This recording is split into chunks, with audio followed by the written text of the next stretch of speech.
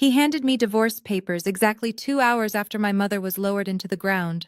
Not 2 days, not 2 weeks, 2 hours. While I was still wiping grave dirt off my heels and trying to breathe through the suffocating weight of grief, my husband Marcus handed me a thick manila envelope and smiled like he had just won the Powerball. He looked at me with eyes that held zero love and said he was finally cashing out. He thought he was signing the deal of a lifetime. He didn't know he was signing his own financial death warrant. Before I tell you how I made him regret the day he met me, let me know where you are watching from in the comments below. Hit like and subscribe if you have ever had to smile through a betrayal just to plan your revenge, because trust me, you are going to want to see how this ends. The air in my mother's sprawling Buckhead estate was thick with the heavy scent of lilies and the murmuring of 100 guests. It was the repast, the reception after the funeral, a time that is supposed to be for comfort and community. The house was filled with the people who had loved Dr. Evelyn Vance. There were judges, city council members, and the church deacons who were currently piling their plates with mac and cheese in the dining room. But despite the crowd, I felt completely frozen. My mother was my anchor. She was a powerhouse attorney who had fought her way up from nothing to owning one of the most prestigious firms in Atlanta. And now, standing under the crystal chandelier in the foyer, I felt small. I was 35 years old, a clinical pharmacist with a doctorate, but without her, I felt like a lost child. I stood near the mahogany grand piano, nodding numbly as Auntie Sarah hugged me for the 10th time, her perfume overwhelming my senses. She whispered that God gives his toughest battles to his strongest soldiers. I just wanted to sit down. I looked around the room for Marcus, my husband of 6 years. The man who should have been standing right next to me, holding my hand, fielding these condolences. But he had been missing in action since we left the cemetery. During the service, he had been checking his watch every 5 minutes, tapping his foot like he had somewhere better to be. Then the heavy oak front door slammed open, silencing the hushed conversations in the foyer. In walked Marcus. My stomach dropped. Everyone else in the room was wearing respectful black or deep navy. Marcus was wearing a light gray sharkskin suit that shimmered under the lights. It was loud, it was flashy, it was completely disrespectful. He walked in not like a grieving son-in-law, but like a CEO walking into a boardroom he had just bought. He adjusted his silk tie, scanning the room. He wasn't looking for me.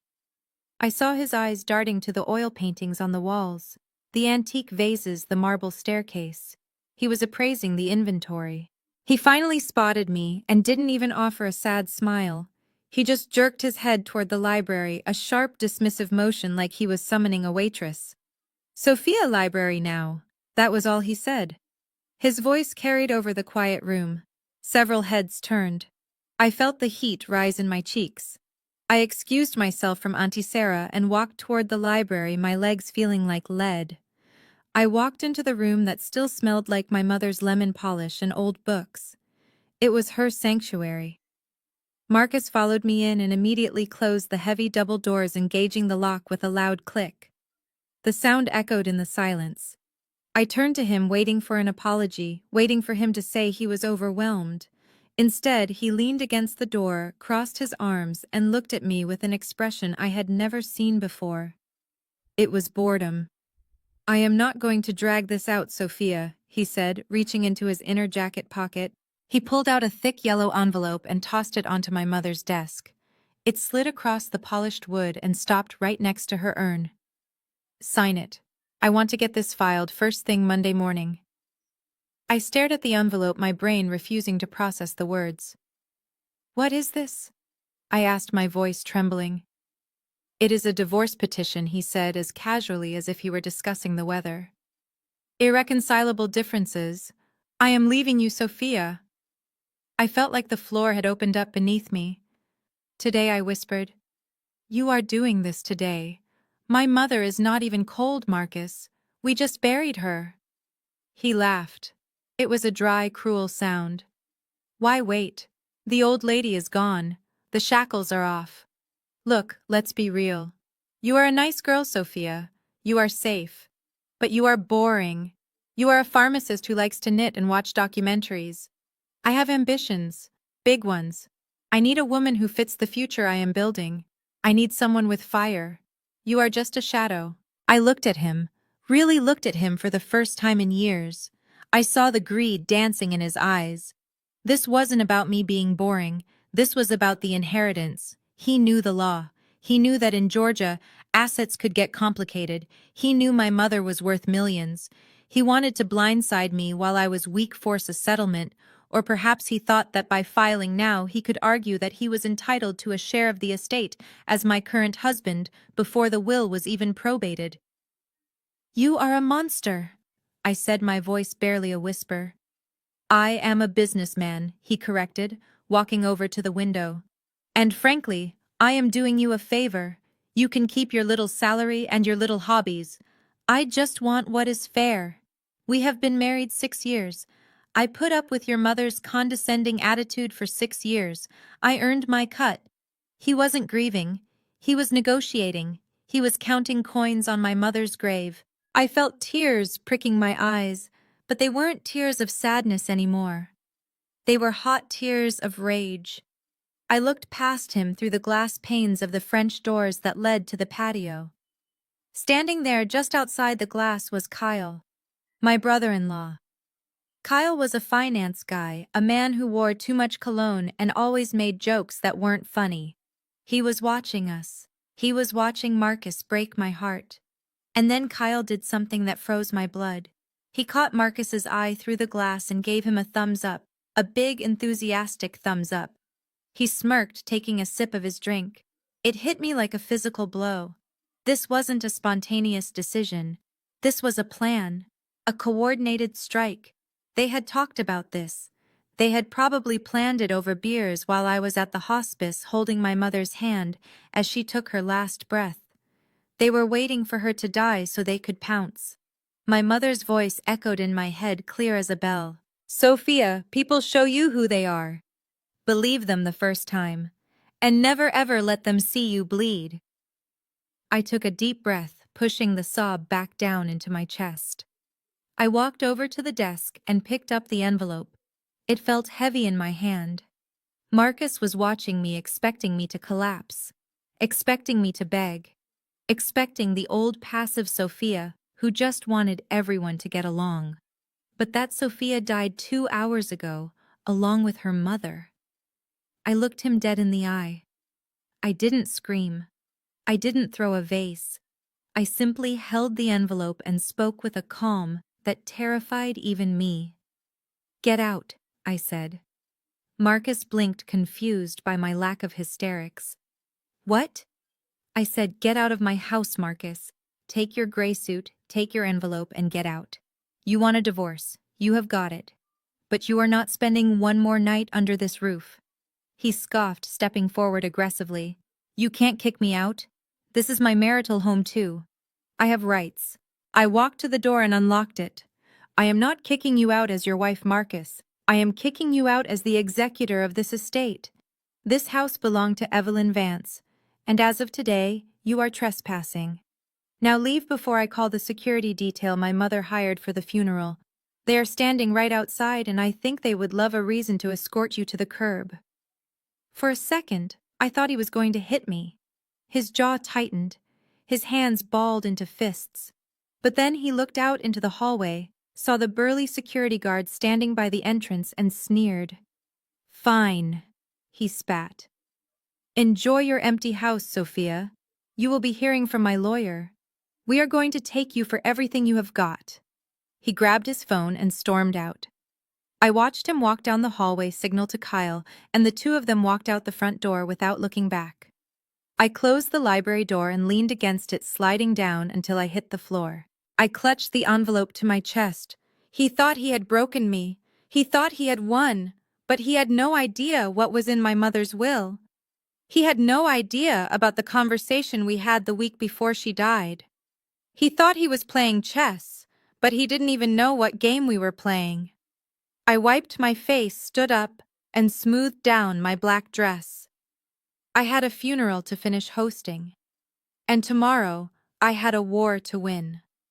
I woke up the next morning not to the sound of birds or the peaceful silence I needed, but to the aggressive whir of a power drill and the smell of burnt bacon. For a split second, I forgot where I was. I forgot that my mother was gone. I forgot that my husband had served me divorce papers over her grave. Then the heavy blanket of reality settled over me, suffocating and cold. I threw off the duvet and grabbed my robe, my heart pounding in my chest as the noise from downstairs grew louder. It sounded like a construction site in the middle of my mother's sanctuary. I walked down the winding marble staircase, my hand trailing along the banister my mother had polished every week for 30 years. When I reached the landing, I stopped dead. The foyer, usually pristine and empty, was cluttered with 4 massive suitcases. They were not mine. They were not Marcus's. They were a gaudy, bright orange set that I recognized immediately. Standing in the middle of the living room was Kyle, wearing his shoes on the Persian rug my mother had imported from Turkey. He was holding a laser measuring tape, pointing it at the wall while barking into his cell phone. "Yeah, the layout is dated," he was shouting, ignoring my presence completely. "We are going to have to knock out this load-bearing wall to open up the flow. Buyers want open concept, not these stuffy little rooms. We need to get a crew in here by Tuesday." My blood ran cold. I stepped off the last stair. "What are you doing?" I asked, my voice shaking with a mixture of exhaustion and rage. "Who let you in?" Kyle lowered the phone and turned to me, offering a condescending smile that didn't reach his eyes. "Oh, hey, Sophia. Good morning. We didn't want to wake you. You look like you needed the rest." I looked past him into the dining room. Trina was there wearing a silk kimono that I was fairly certain belonged to my mother. She was standing on a dining chair, reaching up to the wall. In her hands was the oil painting of the Blue Ridge Mountains that my mother had commissioned for her 50th birthday. It was her favorite piece. Trina was wrestling it off the hook. "Put that down!" I snapped, rushing toward her. "Don't you touch her things." Trina rolled her eyes and hopped down, leaning the heavy frame against the buffet table carelessly.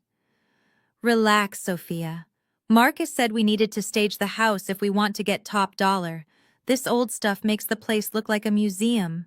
It is depressing." She reached into a cardboard box and pulled out a canvas covered in erratic splashes of neon paint. It looked like something a toddler had done in a tantrum. It was her art. Trina called herself an abstract expressionist, which was just a fancy way of saying she had never taken a class and refused to get a real job. "I am hanging this here," she declared, holding up the neon monstrosity. "It brings a pop of color, modernizes the space. You should thank me. Stagers charge thousands for this kind of vision." I felt my hands trembling. "Get out. Both of you. Get your bags, get your trash art, and get out of my mother's house." Marcus walked in from the kitchen, then holding a mug of coffee. My mother's coffee mug. The one with the chip in the rim that she refused to throw away. He took a sip, looking calm and refreshed, as if he hadn't just shattered my life the day before. "They are not going anywhere," Sophia Marcus said, his voice smooth and dangerous. "Kyle and Trina are here to support me." "Support you?" I laughed, a hysterical sound bubbling up in my throat. "Support you in what?" "Looting the dead." "Watch your mouth," Kyle interjected, stepping closer to Marcus. "This is a difficult time for my brother-in-law, too. He is grieving the end of his marriage. He needs family around him. And since this is the marital home, he has every right to have guests." "Marital home," I repeated, looking at Marcus. "You have got to be kidding me. This house is in the estate, Marcus. It is not yours." Marcus set the mug down on a coaster. "Actually, my lawyer says that since we lived here rent-free for the last 2 years, while caring for your mother, and since I contributed to the maintenance, I have established a claim of tenancy and equitable interest. Until the divorce is finalized and the assets are divided, I have just as much right to be here as you do. And I am inviting my sister and her husband to stay. We need the extra hands to get the property ready for listing." I looked at the 3 of them. A united front of greed. Kyle was already back on his phone talking about square footage. Trina was hammering a nail into the wall, cracking the plaster to hang her terrible painting. Marcus was watching me with that dead, calculated stare. "I am calling the police," I said, reaching for my pocket only to realize I had left my phone upstairs. "Go ahead," Marcus challenged, crossing his arms. "Call them. And when they get here, I will show them the divorce filing. I will tell them that my wife is suffering from a severe mental breakdown following her mother's death. I will tell them you are hysterical, unstable, and a danger to yourself." He took a step closer to me, lowering his voice so only I could hear. "Think about it, Sophia. You are a pharmacist. You have a professional license to protect. Do you really want a police report on record saying you were mentally unstable and had to be restrained? Do you want the medical board to hear that you are having a psychotic break? Because I will paint that picture. I will tell everyone you are hallucinating, that you are aggressive. I will ruin your career before the ink is dry on the divorce papers." I froze. He knew exactly where to hit. My license was my livelihood. It was the one thing I had that was entirely mine. So Marcus continued, stepping back and raising his voice for his audience. "We are going to do this the easy way. You are going to go upstairs, calm down, and let us handle the business of the estate. Trina is going to redecorate. Kyle is going to maximize the value, and you are going to stay out of the way until we sell. Do we have an understanding?" I looked at Trina, who was now smirking as she hung her neon canvas crookedly on the wall, where my mother's mountain landscape used to be. I looked at Kyle, who was tapping the wall with his knuckles, talking about sledgehammers. I realized then that screaming wouldn't work. Fighting them physically wouldn't work. They were invaders who had already breached the gates, and they were armed with lies that could destroy my future. I had to be smarter. I had to be like my mother. "Fine," I said, my voice barely above a whisper. I walked over to the buffet table and picked up my mother's painting. It was heavy, and the frame dug into my palms. "I am taking this to my room," I said. Marcus nodded, satisfied with his victory. "You do that. Just stay out of the way, Sophia. We have a lot of work to do." I turned my back on them and walked toward the stairs. Behind me, I heard Trina laugh. "God, that painting was ugly anyway," she said. "I am doing this house a favor." I gripped the frame tighter, my knuckles turning white. I walked up the stairs, one heavy step at a time, listening to the sound of my home being violated. With every step, the sadness in my chest began to harden into something else. Something cold. Something sharp. They thought they had won because I retreated. They didn't know that I wasn't running away. I was going to my room to sharpen my weapons. If they wanted to play dirty, I would show them what filth really looked like. They wanted to talk about mental instability. I would give them a masterclass in psychological warfare. But first, I had to survive the invasion. I reached the top of the stairs, walked into the guest room, because I knew Marcus had probably locked the master suite, and slid the painting under the bed. Then I sat on the floor and waited for the night to come. The war had officially begun. I thought the guest room was the bottom of the barrel, but Marcus was determined to show me that there was always a lower level of hell. By 2 in the afternoon, he was banging on the door like a landlord evicting a squatter. When I opened it, he didn't even look me in the eye. He just pointed to the hallway where my few remaining boxes were stacked. "You need to move this junk," he said. "We have the photographer coming tomorrow morning to take shots for the listing. I need the master suite completely cleared out and staged. And this guest room too. We are going to set it up as a nursery to show potential buyers the family potential of the home." I felt the blood drain from my face. A nursery. He was going to stage a nursery in the room where my mother used to sew. It was a cruel twist of the knife, considering he knew we had tried and failed to have children for years. "Where am I supposed to sleep, Marcus?" I asked, my voice steady, despite the trembling in my hands. He shrugged, checking his cuticles. "The basement is finished. It has a bathroom. It is perfectly livable, Sophia. Besides, it is better if you are down there, out of sight. We don't want you wandering around looking depressing when the realtors come by. It kills the vibe." The basement. He was banishing me to the underground.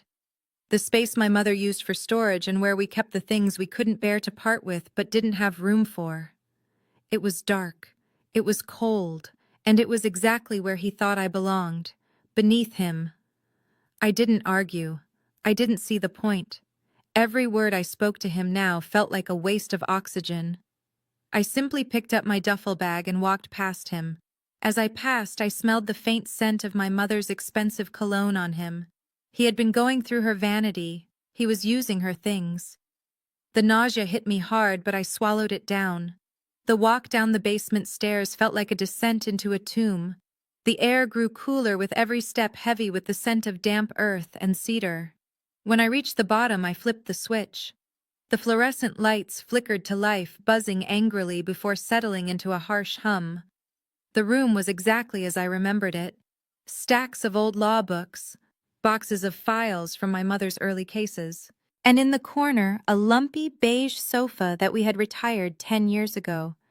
This was my new reality. I was the widow's daughter, the lawful owner of this estate, and I was sleeping on a discarded couch next to a water heater while my husband played king of the castle upstairs. I set my bag down on the concrete floor and wrapped my arms around myself. It was freezing down here. The central heating didn't quite reach this deep into the earth.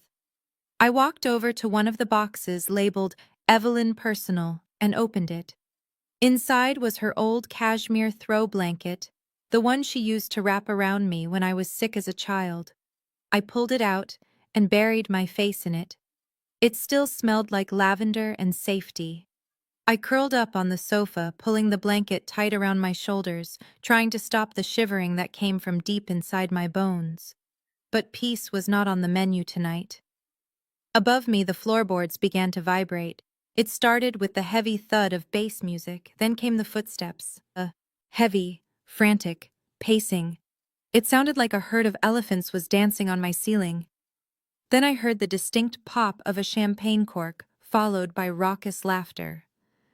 The vents in the basement were old and metal, and they acted like a perfect acoustic tunnel, carrying every sound from the living room directly to my ears. I could hear them as clearly as if they were sitting next to me. "To the easiest million we will ever make," Kyle's voice boomed. I heard the clink of glasses. "Cheers to that," Marcus replied. "I told you she would fold. Sophia has no backbone. She never did. She is just like her mother without the brains."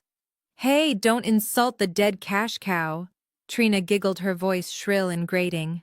At least the old lady had taste. "Have you seen the jewelry in the master bedroom? I am keeping the pearl set. It matches my eyes." I squeezed my eyes shut, tears leaking out and soaking into the dusty sofa cushion. They were going through her jewelry box. They were drinking her wine. They were celebrating the erasure of her legacy. "She didn't even fight back," Kyle mocked. "I thought you said she was smart, Marcus. A doctor of pharmacy or whatever." "Book smart, maybe?" Marcus laughed. "But street smart. No. She is naive. She thinks if she plays nice, I will give her a fair settlement. She has no idea I'm going to bleed her dry. By the time I'm done with legal fees and the division of assets, she will be lucky if she can afford a one-bedroom apartment in the suburbs." I heard the sound of liquid being poured. "God, she is so pathetic," Trina added. "Did you see her face when we took the painting down? She looked like a kicked puppy. I almost felt bad. Almost." The laughter erupted again, louder this time. A chorus of cruelty echoing through the bones of the house my mother built. I lay there in the dark, listening to them toast to my destruction. They called me weak. They called me stupid. They called me a doormat. And in that moment, lying on a lumpy couch in a freezing basement, I realized they were right about one thing. The old Sophia was weak. The old Sophia would have laid there and cried herself to sleep, hoping they would eventually develop a conscience. But the old Sophia was gone. I sat up, wiping the tears from my face with the back of my hand. The sadness that had been drowning me for days began to recede, replaced by a cold, hard clarity.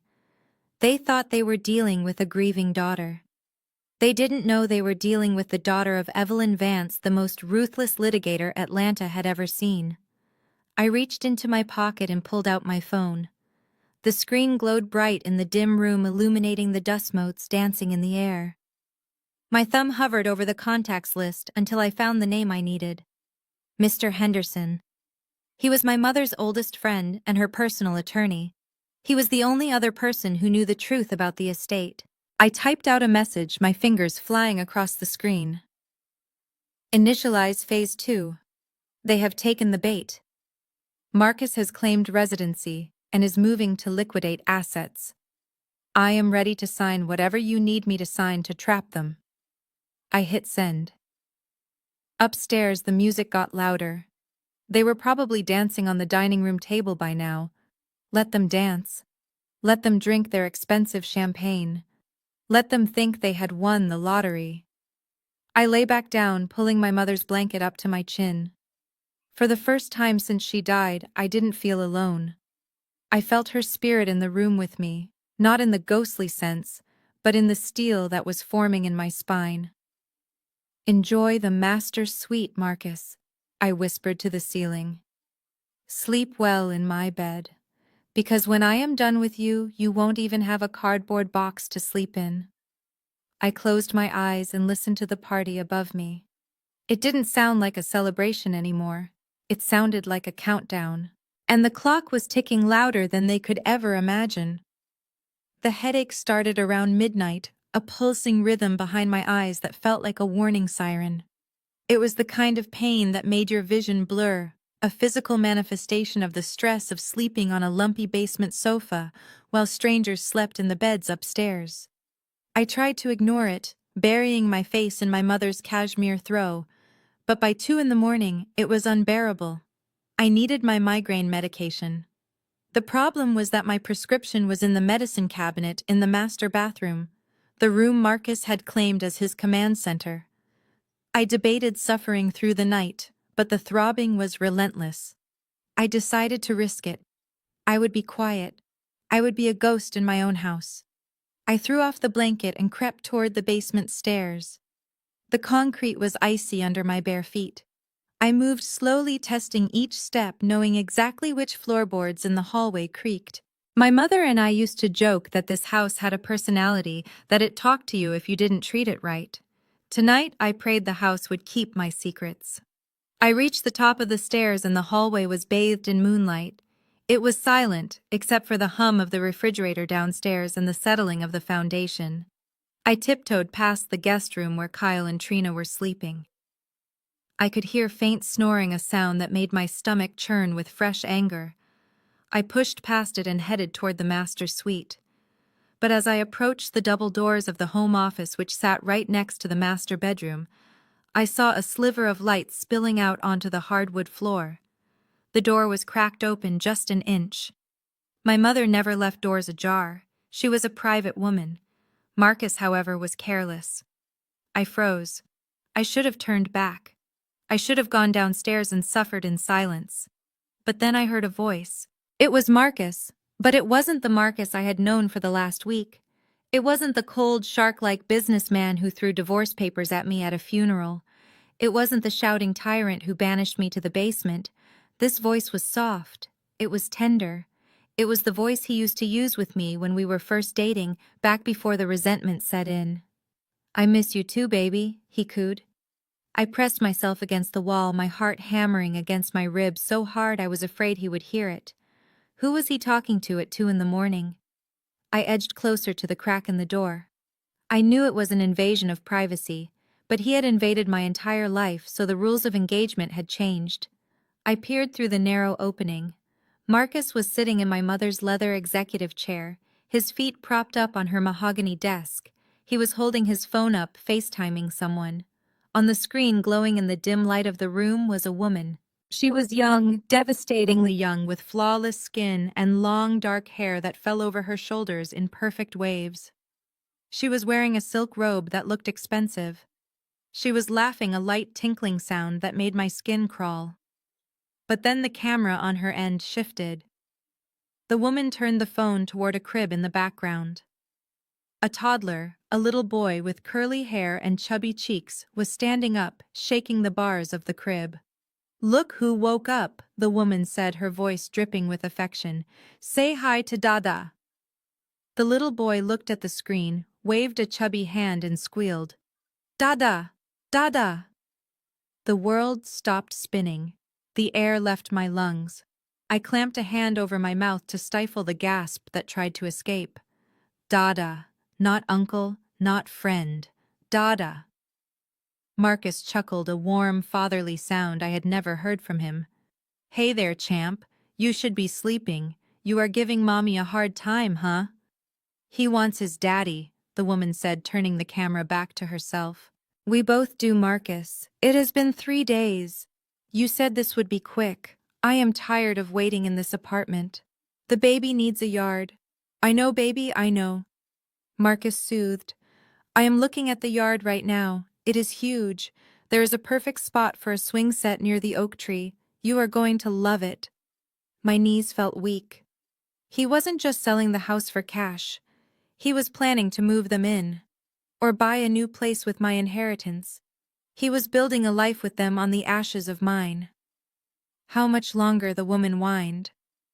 Marcus sighed, running a hand over his face. 2 weeks, maybe less. The old pharmacist is breaking. I can see it in her eyes. She is weak, Chloe. She is walking around like a zombie. I have her sleeping in the basement. He laughed then, and it was the cruelest sound I had ever heard. You put her in the basement? The woman Chloe giggled. That is mean. It is necessary, Marcus said. I need her to feel small. I need her to feel like she has no options. Once she signs the power of attorney and the settlement agreement, we are golden. I have a buyer lined up for the property. Cash deal. Once the ink is dry, we walk away with $5 million liquid. That is enough to set us up anywhere. Paris, New York. Or we just buy the penthouse downtown like you wanted. 5 million, Chloe breathed. Are you sure she won't fight you? Please, Marcus scoffed. Sophia, she is a coward. She doesn't have the stomach for a fight. She spent her whole life hiding behind her mother's skirt. Now that the old witch is dead, Sophia is lost. She will sign whatever I put in front of her just to make the conflict stop. She is pathetic, really. It is almost too easy. I slid down the wall, careful not to make a sound. Tears were streaming down my face, but they weren't hot anymore. They were freezing cold. 3 years. The boy looked about 2, maybe a little older. That meant the affair started 3 years ago. 3 years of him coming home late. 3 years of missed anniversaries because of work emergencies. 3 years of him telling me that we couldn't afford a vacation while he was likely supporting a second household. 3 years of him making me feel like I was the problem, that I was too boring, too unlovable while he was playing house with Chloe. And he had a child. We had tried for a baby. I had gone through rounds of IVF that failed, leaving me bruised and heartbroken. He had held my hand and told me it was God's will. He told me maybe we weren't meant to be parents. All the while, he had a son across town. The betrayal was so absolute, so comprehensive, that it transcended pain. It felt like my soul was being cauterized.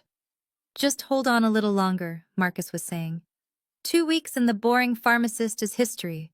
And then it is just you, me, and the champ. I love you, Dada, Chloe said, mimicking the baby's voice. I love you too. Daddy will be home soon with the big check. I didn't stay to hear the rest. I couldn't. If I stayed 1 more second, I would have walked into that room and done something that would have sent me to prison. And prison was not part of the plan. I crawled back toward the stairs. My headache was gone, replaced by a clarity so sharp it felt like a blade. He thought I was weak. He thought I was a coward. He thought I was boring. He was right about one thing. The Sophia he knew was dead. She died the moment that little boy said Dada. I made it back to the basement and stood in the dark. I didn't cry. I didn't curl up on the sofa. I walked over to the mirror hanging above the utility sink. I looked at myself in the dim light. I looked tired. I looked worn down. But in my eyes there was something new, a fire that hadn't been there before. You want $5 million, Marcus? I whispered to my reflection. You want to buy a penthouse for Chloe. You want to erase me. I reached into my pocket and pulled out my phone. I opened the recording app. I hadn't recorded the video, but I had caught the last 2 minutes of audio through the door. The part about the basement, the part about the 5 million, the part about me being a coward.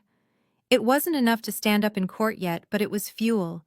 It was the gasoline I needed to burn his entire world to the ground. He wanted a war. He wanted to crush the boring pharmacist.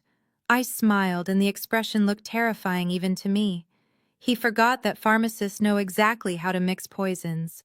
We know exactly which compounds react violently with others. And we know that the most dangerous things often come in plain, boring packaging. I went back to the sofa, but I didn't sleep. I lay there staring at the ceiling, plotting. He gave me a timeline. 2 weeks. He wanted to close this out in 2 weeks. Okay, Marcus, you have 2 weeks, but you are not going to spend them planning your new life. You are going to spend them walking into the trap I am about to set. And when the steel jaws snap shut, you won't be walking away with $5 million. You will be lucky if you walk away with the shark-skin suit on your back. I closed my eyes, and for the first time in days, I felt peace. Because now I knew the truth. And the truth had set me free to be the monster he accused me of being. The next morning, I walked into the law offices of Henderson and Associates, wearing my black funeral dress and dark sunglasses to hide my swollen eyes. Mr. Henderson had been my mother's attorney for 40 years. He was a man of few words and even fewer smiles, but when I told him about the divorce, filing the invasion of my home, and the secret child Marcus was hiding, his expression darkened into something terrifying. He didn't offer me a tissue. He offered me a strategy. He opened a thick leather binder on his desk and turned it toward me. Sophia, he said, his voice low and gravelly, your mother was the smartest woman I ever knew. She predicted this. She didn't know exactly how Marcus would betray you, but she knew his character. She knew that if you simply inherited the estate directly, he would find a way to bleed it dry through marital claims or emotional manipulation. So 5 years ago, she did something radical. She transferred everything. The house, the investment accounts, the art collection. All of it was moved into the Evelyn Vance Freedom Trust. I looked at the documents confused. What does that mean for me? It means you don't own the house, Sophia. The trust owns the house. And you are the beneficiary, yes, but with a very specific condition. We call it a poison pill clause. He pointed to a paragraph highlighted in yellow.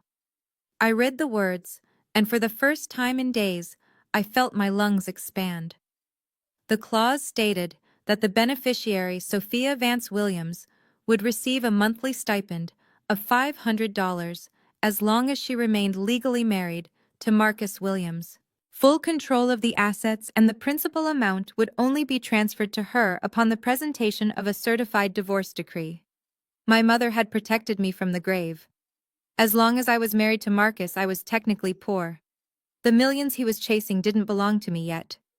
They were locked in a vault that only his departure could open. Mr. Henderson leaned back in his chair. Here is the situation. If we reveal this now, Marcus will drag out the divorce for years just to spite you.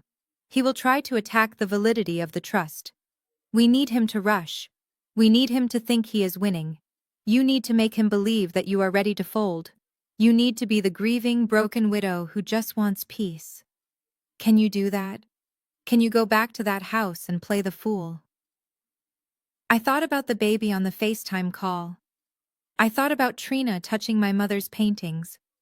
I thought about Marcus calling me boring. I can do it, I said. I will give him exactly what he wants. I drove home with a plan that required an Academy Award-winning performance. When I pulled into the driveway, I saw a dumpster in the front yard. They were throwing things away, my things, my mother's old gardening pots. I gripped the steering wheel until my knuckles turned white, took a deep breath, and put on the mask. I walked into the house with my shoulders slumped, looking at the floor.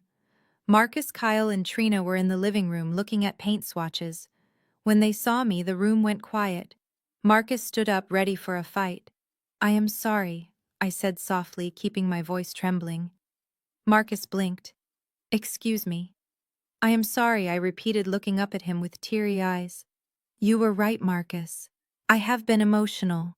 I have been clinging to this house because I miss my mom, but I realized last night that you are right.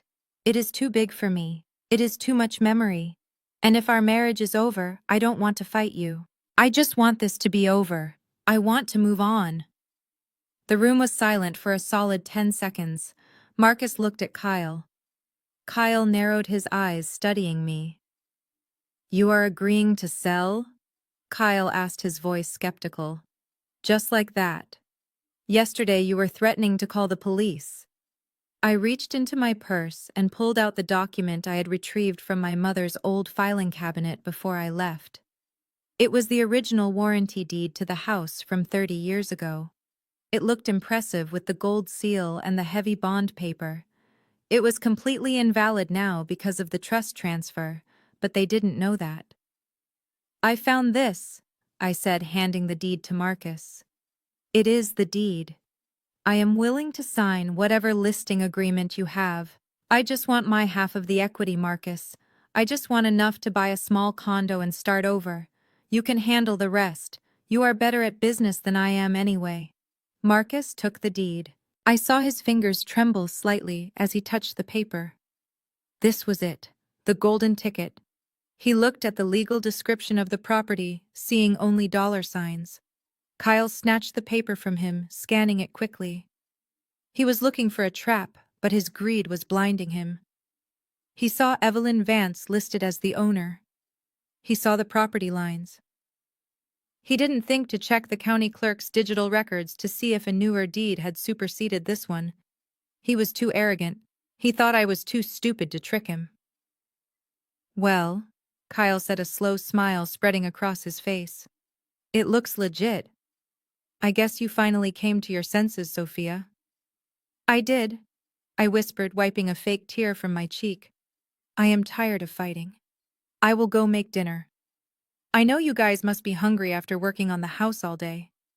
It is the least I can do." Marcus looked at me with a mixture of pity and triumph. He walked over and patted my shoulder, a gesture that made my skin crawl. "Good girl," he said. "I knew you would see reason. We can get the listing agreement ready for you to sign tomorrow. Why don't you make those steaks that are in the freezer? And open a bottle of red. We have something to celebrate." I went into the kitchen and put on my apron. I could hear them in the living room, their voices loud and excited. They were already spending the money. They were talking about boats. They were talking about trips to Cabo. I took the steaks out of the freezer. I chopped the vegetables with a rhythmic, steady cadence. Chop, chop, chop. I was cooking for the people who were trying to destroy me. I was serving them food while they plotted my demise. Trina came into the kitchen, leaning against the counter while checking her nails. "Make mine medium well," she ordered, not even looking at me. "And try not to burn the garlic bread this time.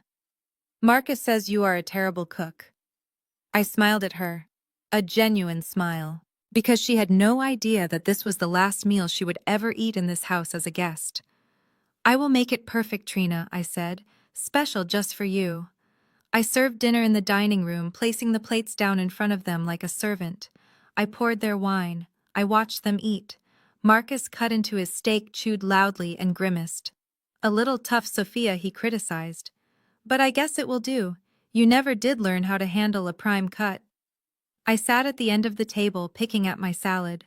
I watched Kyle inhaling his food grease on his chin. I watched Trina complaining about the wine not being chilled enough. They looked so powerful. They looked so secure. Kyle raised his glass. "To the sale," he announced, and to Marcus for finally shedding the dead weight. They clinked glasses. I raised my water glass and joined in. "To the sale," I echoed. And I meant it. I drank to the sale that would never happen. I drank to the divorce that would make me rich. I watched them gloat, and I felt a deep, warm satisfaction spreading through my chest. Mr. Henderson was right. The poison pill was set. All they had to do was swallow it. And watching them gorge themselves on their own arrogance, I knew they would lick the plate clean. Marcus looked at me, his eyes glassy with wine. You know, Sophia, once this is all over, you will thank me. I am freeing you. You were never meant for this lifestyle. You are simple. You will be happier in a small place. You are right, Marcus, I said, looking him dead in the eye. I will be very happy. You have no idea how happy I am going to be. He laughed, thinking I was agreeing with his assessment of my mediocrity. He didn't see the shark swimming beneath the surface of the water. He just saw the ripples. Eat up, husband, enjoy the meal. It is going to be a long, hungry winter for you. Over the next 3 days, the atmosphere in the house shifted from celebratory to frantic. While Marcus was busy fantasizing about his new life with Chloe, I noticed that Kyle was sweating through his expensive dress shirts. He was constantly pacing on the back patio, smoking cigarettes, chain-smoking actually, and shouting into his phone about support levels and liquidation prices. I didn't need a finance degree to know what was happening. The crypto market was crashing, and Kyle was terrified. He wasn't just losing his own money, he was losing money he didn't have. I suspected he was trading on margin using leverage that was now snapping back to decapitate him. I was in the kitchen polishing the silverware because Trina had insisted the forks looked dull when I heard Kyle storm into the living room. He didn't see me, or maybe he just didn't care because to them, I was nothing more than part of the furniture. We have a problem, Marcus. Kyle hissed, his voice tight with panic. My liquidity is tied up. The market took a dip this morning and I have a margin call. I need cash to cover the position until the rebound. It is just a temporary correction, but I need capital now. Marcus looked up from his iPad, where he was browsing luxury condos in Miami. What are you talking about? I thought you said your portfolio was up 200%. It is, Kyle stammered, wiping his forehead with a shaking hand. But these are unrealized gains. Look, I don't want to bore you with the technicals, but if I don't inject cash by Friday, I lose the position. And that means I lose the down payment for your penthouse too. That got Marcus's attention. He stood up, dropping the tablet. What do you mean you lose the down payment? I mean, we need a bridge loan, Kyle said, his eyes darting around the room. Listen, I have a contact. A private lender. Hard money guy. He can authorize a loan against the equity of this house within 24 hours. We just use the estate as collateral. We get the cash. I cover the margin call, the market bounces back next week, and we pay off the loan before the first interest payment is even due. It is free money, Marcus. Marcus hesitated. I don't know, Kyle. We haven't sold the house yet. Is that even legal? Kyle laughed, a desperate manic sound. Of course it is legal. You are the husband. She gave you the deed, remember? She gave you the listing rights. We just need to execute a limited power of attorney so you can sign for the financing on her behalf. She is so out of it she will sign anything you put in front of her. Just slip it in with the realtor disclosures. I stood frozen in the kitchen holding a silver spoon so tight it dug into my palm. A hard money loan. These were loans with predatory interest rates often starting at 15 or 20% meant for desperate house flippers. Kyle was going to gamble the house I grew up in to save his gambling addiction on the blockchain. But then a thought occurred to me. A dark, delicious thought. If Marcus signed for a loan using the house as collateral, he would be committing mortgage fraud because the house belonged to the trust, not to me. And if he took the money and gave it to Kyle, who would inevitably lose it, they would both be on the hook for hundreds of thousands of dollars in debt that had nothing to do with the estate. I waited for Marcus to answer. Do it, Marcus said finally. Get the paperwork. I am not losing that penthouse. 10 minutes later, Kyle walked into the kitchen. He had regained his composure, smoothing down his hair and putting on his fake smile. He was holding a stack of papers. Hey, Sophia, he said breezily. Just some standard forms for the real estate agent. Disclosures about lead paint mold, that sort of thing. We need your signature so we can get the listing live on Zillow by Monday. He set the stack on the counter. He kept his hand firmly on the top of the papers, flipping the pages up at the bottom for me to sign. Sign here. And here. And initial here. I saw the words power of attorney flashed briefly on the third page. It was hidden between a lead paint disclosure and a property tax release. He was trying to trick me. He thought I was stupid. He thought I wouldn't read. Normally, I would have refused. I would have called him out. But today, I was playing the long game. I picked up the pen. My hand hovered over the paper. Is this going to help sell the house faster? I asked, looking at him with wide, innocent eyes. Absolutely, Kyle said, his eyes focused intensely on the pen tip. This is the fast track, Sophia. This gets you your freedom. I signed. I signed my name with a flourish. I signed the power of attorney that gave Marcus the right to encumber the property. I knew it was legally void because I didn't have the right to encumber the trust's property, but the hard money lender didn't know that yet. They were relying on the old deed Kyle had found. Thank you, Sophia. Kyle breathed out, snatching the papers away the moment the ink was dry. You really are helping the family. He ran out of the room like a man whose hair was on fire. That night I went down to the basement and opened my laptop. I logged into my mother's secure email server, which I had been monitoring since the funeral. Sure enough, an email popped up at 3 in the morning. It was a DocuSign notification. Marcus had used the power of attorney. I opened the document. It was a loan agreement from a company called Sharkfin Capital LLC. The terms were horrifying. A $300,000 bridge loan, 18% interest, origination fees of $10,000, and the collateral listed was 1400 Magnolia Lane, my house. I stared at the screen. $300,000. Kyle was in a hole that deep, and Marcus had just signed his name as the guarantor alongside the fraudulent claim of collateral. I could have called the lender right then. I could have sent them the trust documents and stopped the transfer. I could have saved the house from having a fraudulent lien placed on it. But I didn't. I sat back and watched the digital paper trail solidify. If I stopped them now, they would just find another way to hurt me. But this was a felony.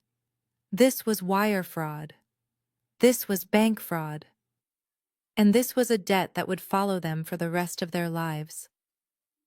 I let the email sit in the inbox, marked as unread. The next afternoon, the mood in the house was euphoric. The money had hit their account. I heard the ding of a notification on Kyle's phone, followed by a loud whoop of joy. We are back in business, baby, Kyle shouted, high-fiving Marcus. The transfer cleared. I just injected the liquidity. The position is saved. Marcus was grinning, pouring himself a scotch. You are a genius, Kyle. I admit I was worried, but you pulled it off. I walked into the living room carrying a basket of laundry. Is everything okay? I asked, playing the concerned wife. I heard shouting. Everything is perfect, Sophia, Marcus said, raising his glass to me. Better than perfect. We just secured our future. He had no idea how right he was. He had secured a future of bankruptcy and criminal charges. I smiled and walked past them, heading to the basement.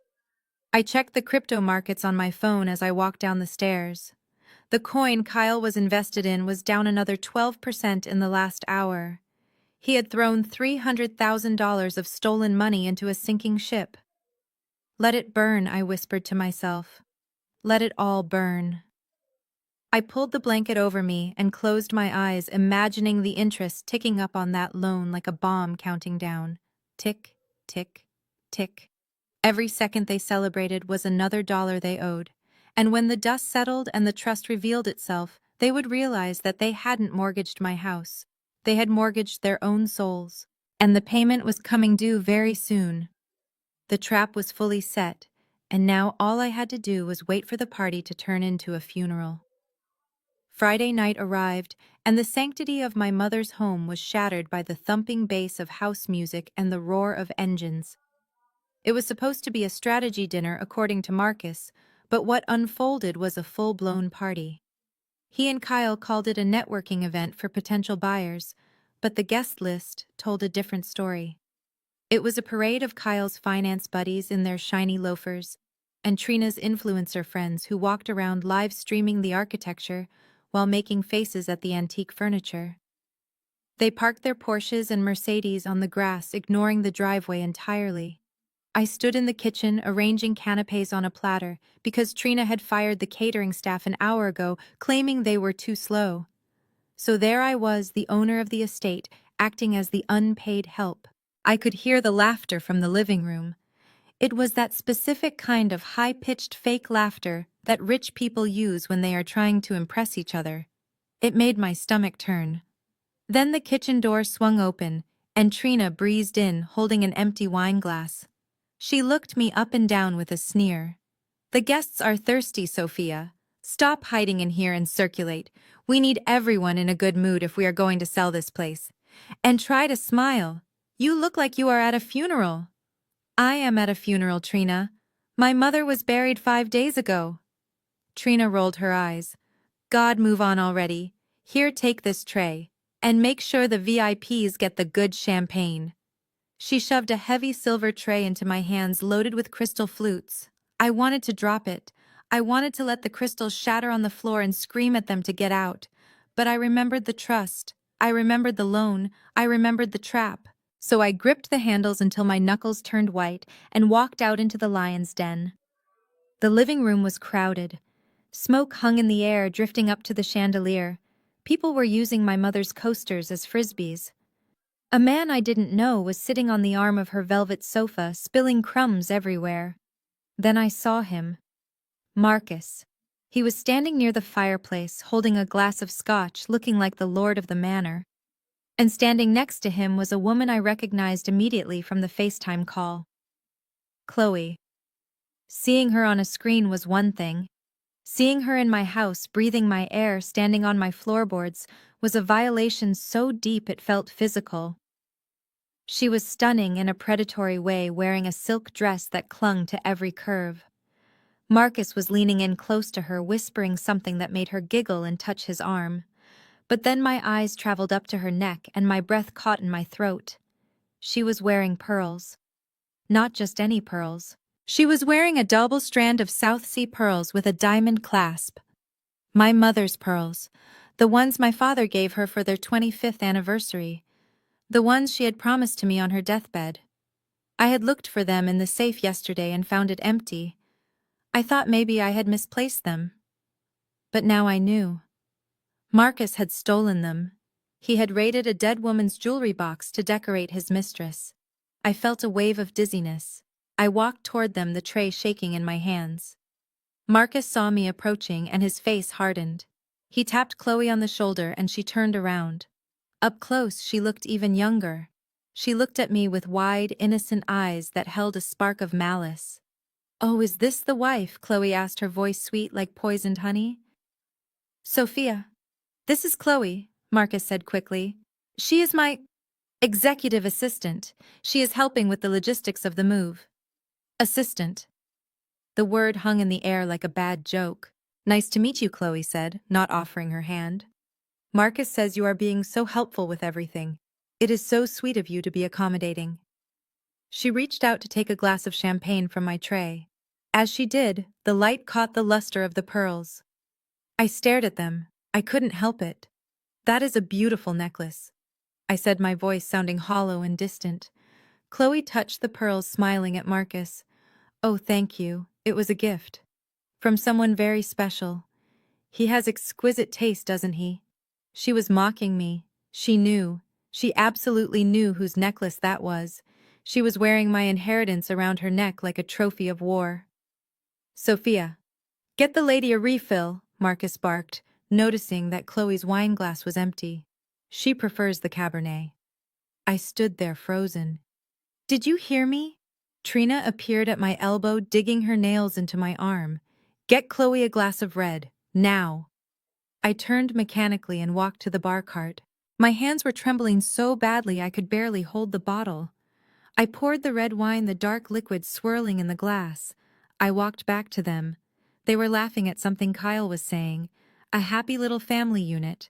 The husband, the mistress, the brother, the sister, and me, the servant. Here, I said, extending the glass to Chloe. Chloe reached for it. Her eyes locked with mine. She smiled a cold, cruel smile. And then, just as her fingers brushed the stem, she jerked her hand. Oops! The glass tipped. The red wine launched forward, splashing across my chest, soaking into my white blouse instantly. The glass shattered on the floor. The room went silent. The cold liquid seeped through to my skin, dripping down my stomach. I looked down at the spreading red stain. It looked like a wound. It looked like I had been shot. Oh my God! Chloe gasped, bringing a hand to her mouth in mock horror. I am so clumsy. I am so sorry, Sophia. She didn't look sorry. She looked delighted. Marcus stepped forward, but not to help me. He reached out and steadied Chloe, grabbing her waist possessively. Are you okay? He asked her, scanning her silk dress. Did it get on you? I am fine, Chloe said, pouting. I just feel terrible. Look at her shirt. She turned to me, her eyes scanning my stained outfit. Well, at least it was just an old cotton shirt, right? It is not like it was expensive. You can probably pick up another one at Target. The room erupted in titters of laughter. Trina snorted, covering her mouth. Kyle shook his head, chuckling.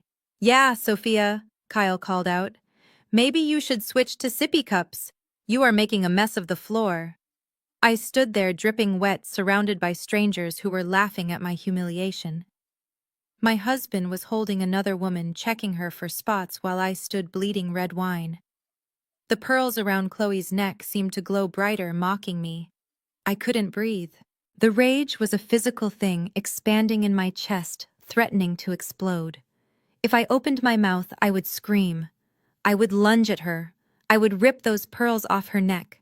And if I did that, I would lose. I would be the crazy wife, the unstable woman, the one who needed to be institutionalized.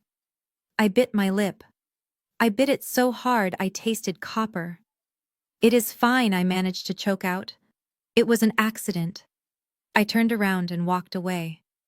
I walked past the snickering guests. I walked past Trina, who whispered clumsy as I passed. I walked into the powder room down the hall and locked the door. I leaned against the sink, staring at myself in the mirror. My face was pale. My eyes were wild. The red stain covered my entire torso. I looked like a victim. I turned on the faucet and splashed cold water on my face, mixing it with the tears that were finally falling. He touched her waist. In front of everyone. He let her wear my mother's pearls. He let her humiliate me in my own home. I gripped the porcelain sink until my fingers ached. Remember the plan, Sophia. Remember the trust. Remember the loan. They were laughing now, but they were dancing on a minefield. I looked at the stain again. It wasn't a wound. It was war paint. I wiped my face with a towel. I didn't try to clean the shirt. I wanted to wear it. I wanted to feel the cold, wet fabric against my skin for the rest of the night. I wanted it to remind me of exactly who they were and exactly what I needed to do. I unlocked the door. I wasn't going to hide. I was going to go back out there. I was going to serve them drinks. I was going to smile at their insults. I was going to let them think they had crushed me completely. Because the lower they thought I was, the less they would see the knife coming. I opened the door and stepped back into the noise. Enjoy the pearls, Chloe, I thought as I walked back toward the kitchen. Enjoy them while you can. Because soon, the only thing you will be wearing is a prison jumpsuit. Monday morning arrived with a tension so thick it felt like the air in the house had been replaced with cement. This was the day we were supposed to sign the official listing agreement with the real estate agent.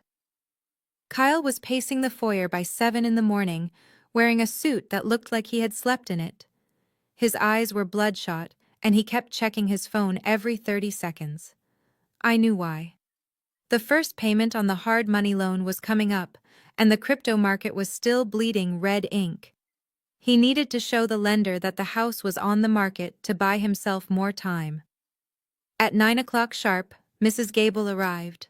She was a top-tier luxury agent with hair sprayed into an immovable helmet of blonde curls and a smile that showed too many teeth. She sat at the dining room table, spreading out glossy brochures and contracts. Marcus sat at the head of the table, playing the grieving but pragmatic husband. I sat opposite him, my hands folded in my lap. Mrs. Gable slid the listing agreement toward me. "It is a standard exclusive right to sell agreement, Sophia. We are listing at 2.5 million to encourage a bidding war. Once you sign here, we can have the listing live on the multiple listing service by noon. I have 3 cash buyers already waiting for a property in this zip code." Marcus picked up a pen and offered it to me. His hand was steady, but his eyes were cold. "Sign it, Sophia. Let's get this over with." Kyle was hovering behind Mrs. Gable, practically vibrating. "Just sign it. We don't need to read the fine print. It is standard stuff, right, Mrs. Gable?" I took the pen. I looked at the paper.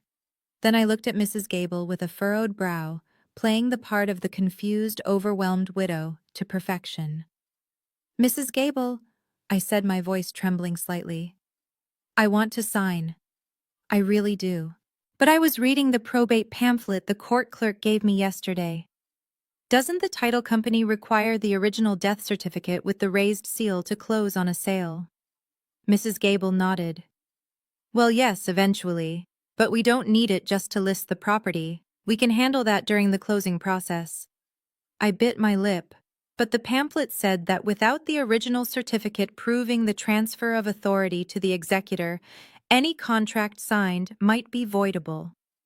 And there is also the issue of the estate tax clearance letter from the State Revenue Department. Marcus froze. "What are you talking about?" I looked at him, blinking innocently. "You know how Mom was, Marcus. She had assets in 3 different states.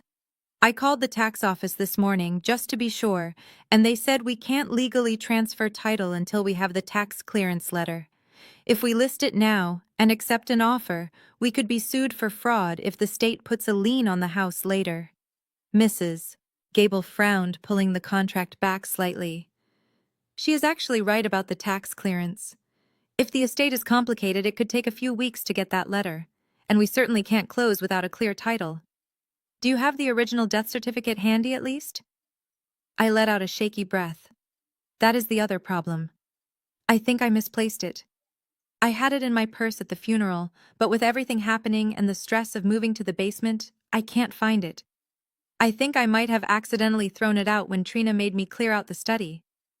Kyle made a sound like a dying animal. "You lost it. You lost the death certificate." "I am so sorry," I whispered. "I can order another one from the county, but they said it takes 10 to 14 business days for processing because of the backlog." Mrs. Gable stood up, gathering her papers.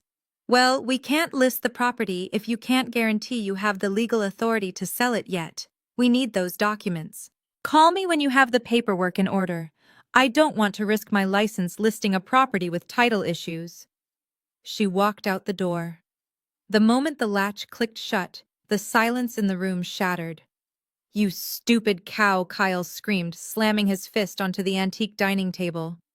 2 weeks. We don't have 2 weeks. The interest on the loan is compounding daily. The lender wants to see the listing today. "It was an accident," I stammered, backing away from the table. "I will go look for it again. Maybe it is in the basement." Marcus stood up slowly. He didn't scream. That was worse. He walked around the table, his sharkskin suit rustling. He looked at Kyle, who was hyperventilating, and then he looked at me. "Go downstairs, Sophia," he said, his voice dangerously low. I turned and ran toward the basement door. I didn't have to fake the fear this time. I could see the violence radiating off him. I hurried down the wooden steps, my heart hammering against my ribs. I retreated to the far corner of the room, near the old bookshelf where I kept my childhood toys. Marcus followed me down. He slammed the basement door shut and locked it. The heavy thud echoed in the concrete room. He walked down the stairs, slowly unbuttoning his suit jacket. "You are lying," he said. "You didn't lose that certificate. You are doing this on purpose. You are trying to stall." "I am not, Marcus," I cried, backing up until my legs hit the sofa. "I swear I don't know where it is." Trina moved everything around. He reached the bottom of the stairs and picked up a porcelain lamp from the side table. It was a delicate thing painted with blue flowers. He looked at it and then hurled it against the wall next to my head. It shattered into 1,000 pieces, sending shards of pottery flying across the room. "Don't lie to me," he roared. "Do you know what you have done? Kyle borrowed money against this house. Hard money. If we don't show progress, they are going to foreclose. They are going to take everything." He lunged at me. I tried to dodge, but he was too fast. He grabbed me by the shoulders and threw me back onto the sofa. The force of it knocked the wind out of me.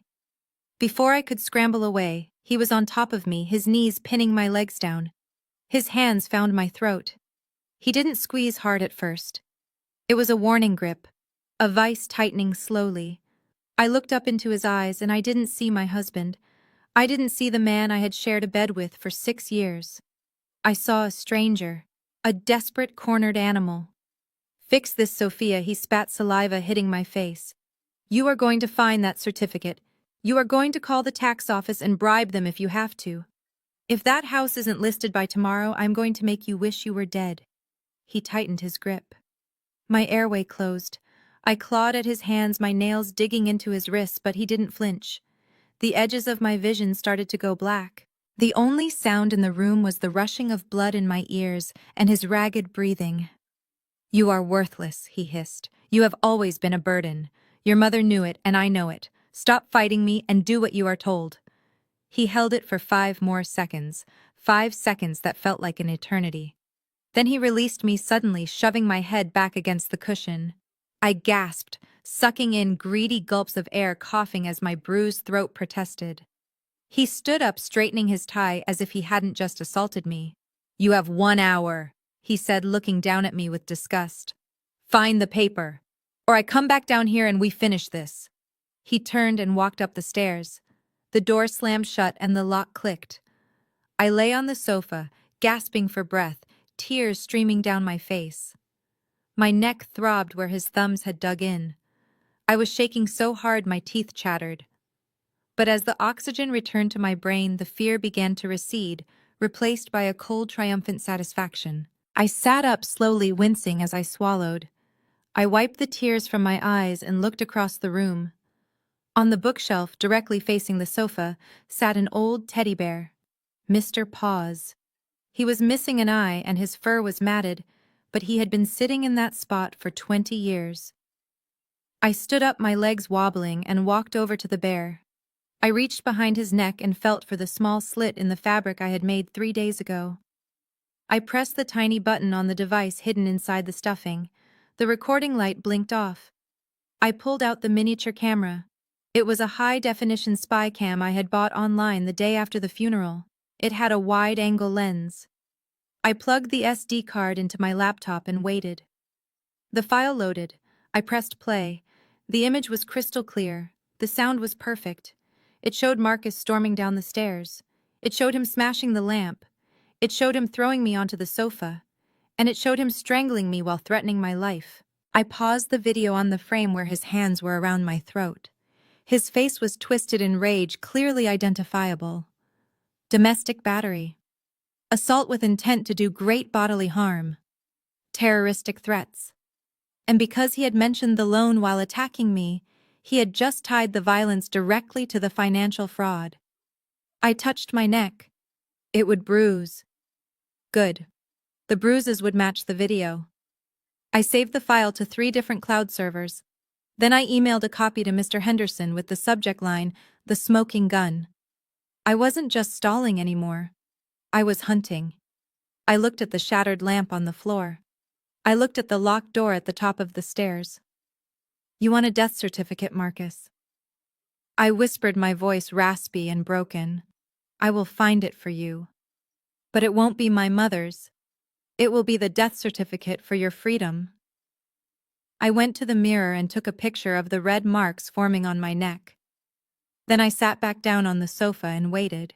I had the evidence, I had the leverage, and now I was going to watch them panic until the police arrived. The stalling tactic had worked perfectly. He had crossed the line from a bad husband to a felon, and I had it all in 4K resolution. The next morning, Marcus decided that the cleaning service was an unnecessary expense, since he had a wife living in the basement who wasn't contributing to the household income. He ordered me to clean his home office, specifically instructing me to organize his receipts and vacuum the rugs because he had important investors coming later that week. It was just another attempt to demean me, to remind me of my new place in the hierarchy, but as I walked into the room that smelled of stale cigar smoke and his arrogance, I saw it not as a chore, but as an opportunity for reconnaissance. I started organizing the pile of clothes he had thrown over the leather armchair. It was a mess of dress shirts and blazers that he expected me to dry clean. As I picked up his favorite navy blue trench coat, the one he wore when he went on his late-night business meetings, a scent wafted up that made my stomach turn. It was a cloying floral perfume, mixed with the distinct powdery smell of baby wipes. I held the coat up to the light, examining the collar. There, amidst the dark wool, was a single strand of hair. It was not mine. Mine is thick and dark. This hair was fine and light brown, and right next to it was a small dried smear of something that looked suspiciously like spit up. My heart began to race. This was physical evidence. This was the DNA I needed to turn his secret into a weapon. I carefully plucked the hair from the collar and placed it into a small Ziploc bag I had brought from the kitchen. But a single hair wasn't enough to prove paternity. I needed a control sample from Marcus to match it against. I finished cleaning the room quickly, my mind racing with the logistics. I slipped into the master bathroom while Marcus was downstairs arguing with Kyle about the loan interest rates. I grabbed Marcus's toothbrush from the holder. It was damp, meaning he had used it that morning. Perfect. I sealed it in a separate bag. Being a clinical pharmacist has its advantages. I knew exactly which private labs in the city offered expedited genetic testing without asking too many questions, and I knew exactly how to package the samples to ensure they remained viable. I drove to a lab across town, telling Marcus I was going to the grocery store. I paid in cash and requested a rush order. 24 hours. That was all I had to wait. The email arrived the next afternoon while I was folding laundry in the basement. I opened the attachment with trembling fingers. The probability of paternity was 99.9%. The child whose hair was on that coat was undeniably Marcus's son. I stared at the screen, feeling a grim satisfaction. I had the smoking gun, but simply showing it to Marcus wouldn't be enough. He would just deny it or claim I forged it. No, I needed to blow up his support system. I needed to destroy his reputation with the only people he feared more than his creditors, his parents. Bishop and Mother Williams were pillars of the local church community. They were sanctimonious, judgmental people who preached about family values and the sanctity of marriage while looking down on anyone who didn't meet their rigid standards. They loved Marcus because he was their golden boy, their success story. If they knew he had fathered a child out of wedlock and was hiding it while married to me, it would shatter their world. They viewed divorce as a failure, but they viewed adultery and illegitimacy as a mortal sin. I printed 2 copies of the DNA report. I put one in my safe. The other I placed in a plain white envelope along with a photo I had printed from the spy camera footage, showing Marcus arguing with Chloe on FaceTime. I didn't include a note. The evidence spoke for itself. I addressed it to Bishop and Mrs. Williams at their home address, and marked it personal and confidential. I drove to a post office 3 towns over to mail it, so the postmark wouldn't be traced back to me. Then I waited. 2 nights later, the explosion happened. We were sitting in the living room. Kyle was pacing as usual, muttering about Bitcoin support levels, while Marcus was sipping whiskey, trying to look relaxed despite the fact that he was visibly fraying at the edges. Marcus's phone rang. The screen lit up with the word Mom. He sighed, putting on his good son voice. "Hey, Mom, I was just about to call you." He didn't get another word out. Even from across the room I could hear the screeching on the other end of the line. It was a high-pitched wail of outrage that made Marcus pull the phone away from his ear. "Marcus Jeremiah Williams," his mother screamed, her voice shaking with rage. "I have never been so ashamed in my entire life. We just received a package, Marcus. A package that details your filth." Marcus went pale. "What? What package? Mom, calm down. I don't know what you are talking about. Don't you lie to me, boy. His father's booming voice took over the line. We are looking at the test results, Marcus. A child. You have a bastard child living in sin while you are still married to Sophia. We raised you better than this. The bishopric will hear of this. Do you know what this does to our standing in the church? Marcus stood up, knocking his chair over. Mom. Dad, listen. It is a mistake. Someone is messing with you. It is fake. Don't you dare tell me it is fake, his mother sobbed. I saw the pictures, Marcus. I saw the face of that woman. You are an adulterer. You have brought shame upon this family. Do not come to Sunday service. Do not show your face at our house until you have repented and fixed this mess. And don't you dare think we will support you in this divorce now. You are on your own. The line went dead. Marcus stood there holding the phone, the silence in the room deafening. His chest was heaving. He looked like a man who had just been shot.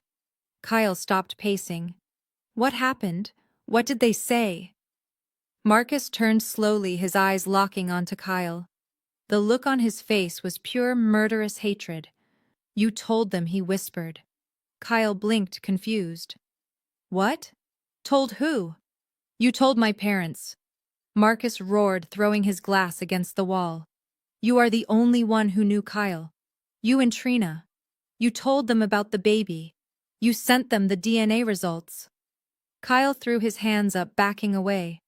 Whoa, man, are you crazy? Why would I do that? We are in this together. I need you to get the money. Why would I blow up your spot? Leverage, Marcus shouted, advancing on him. You wanted leverage. You wanted to make sure I didn't back out of the loan. You thought if you threatened to expose me, I would sign the papers faster. But you went too far, you idiot. You sent it to my parents. They just cut me off. They were going to loan me the bridge money if the hard money loan fell through. Now I have nothing. I didn't do it. Kyle screamed back, his face red. I swear, Marcus, I am not suicidal. If you go down, I go down. Use your head. Maybe it was her.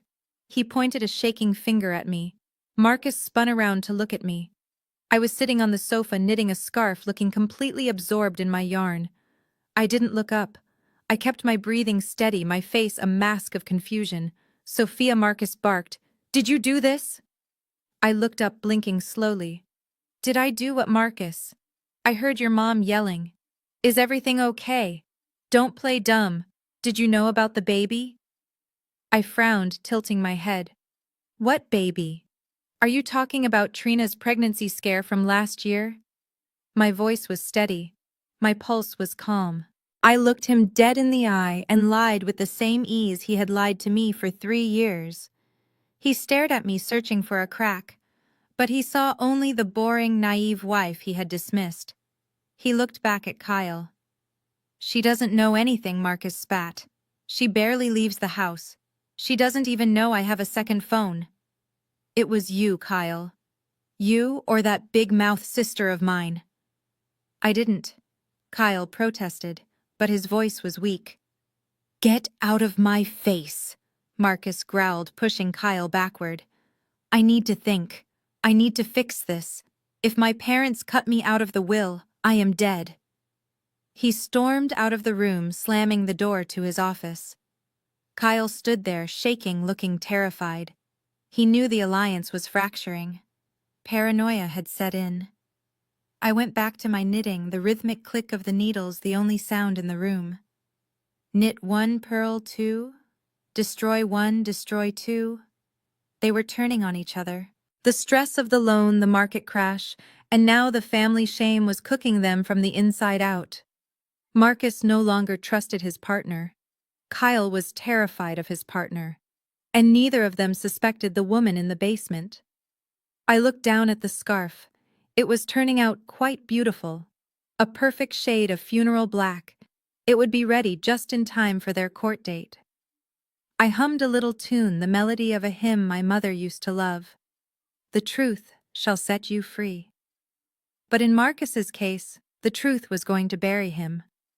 The night before the court hearing felt less like the eve of a legal proceeding, and more like the final quiet moments before a bomb detonation.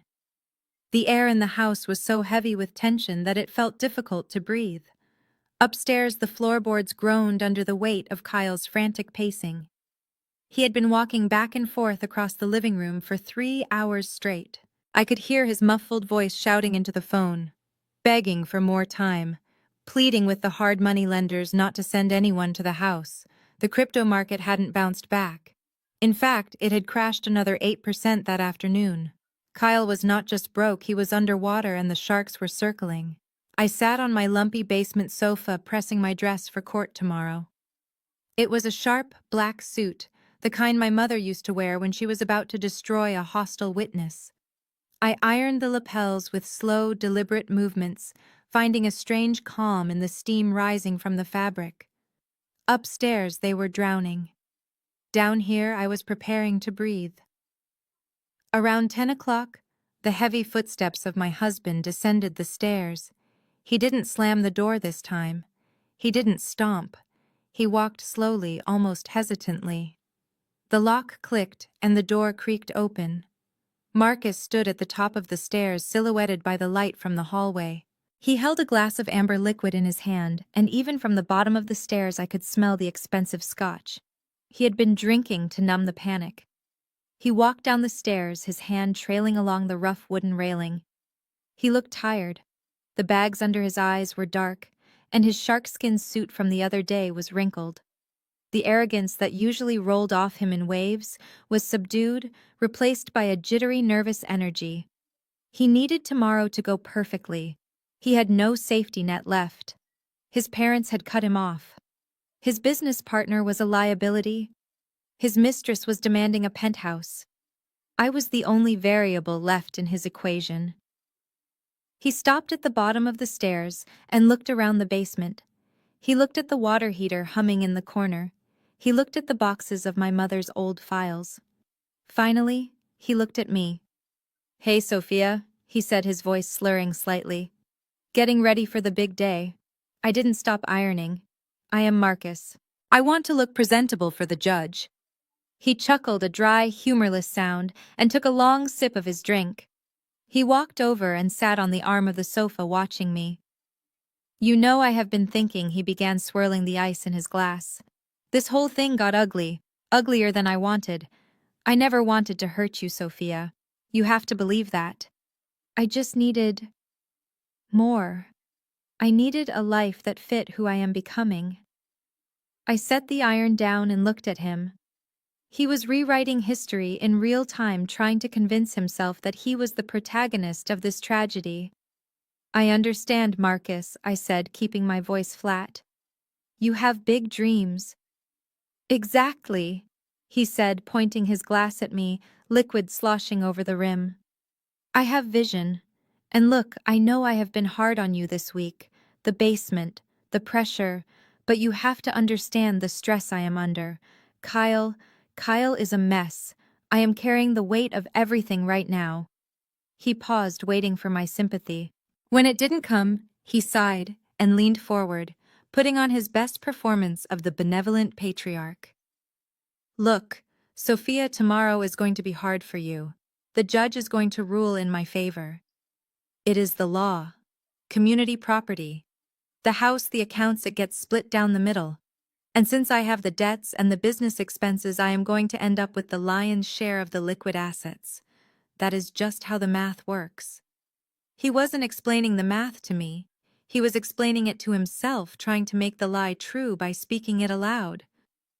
"But I am not a monster," he continued, his voice dropping to a conspiratorial whisper. "I still care about you. We had some good years, right? So I decided something." He reached into his pocket and pulled out a checkbook.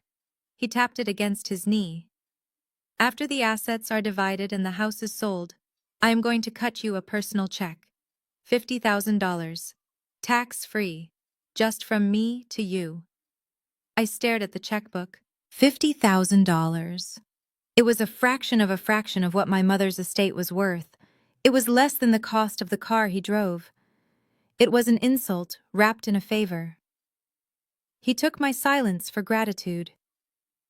"It is enough to get you started," he said magnanimously. You can rent a nice little apartment. Maybe go back to school if you want.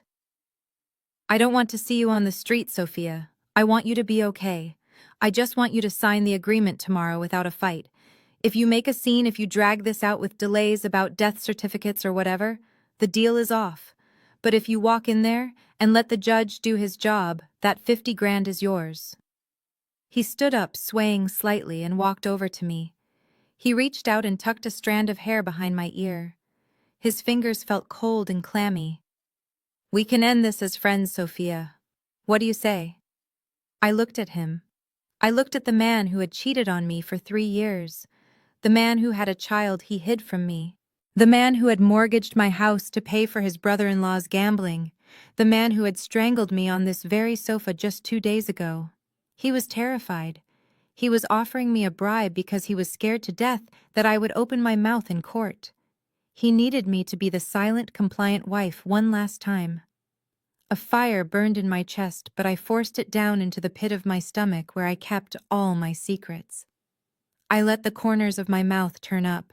It wasn't a warm smile. It was the sharp, cold smile of a blade catching the light. Thank you, Marcus. I said, my voice soft and steady.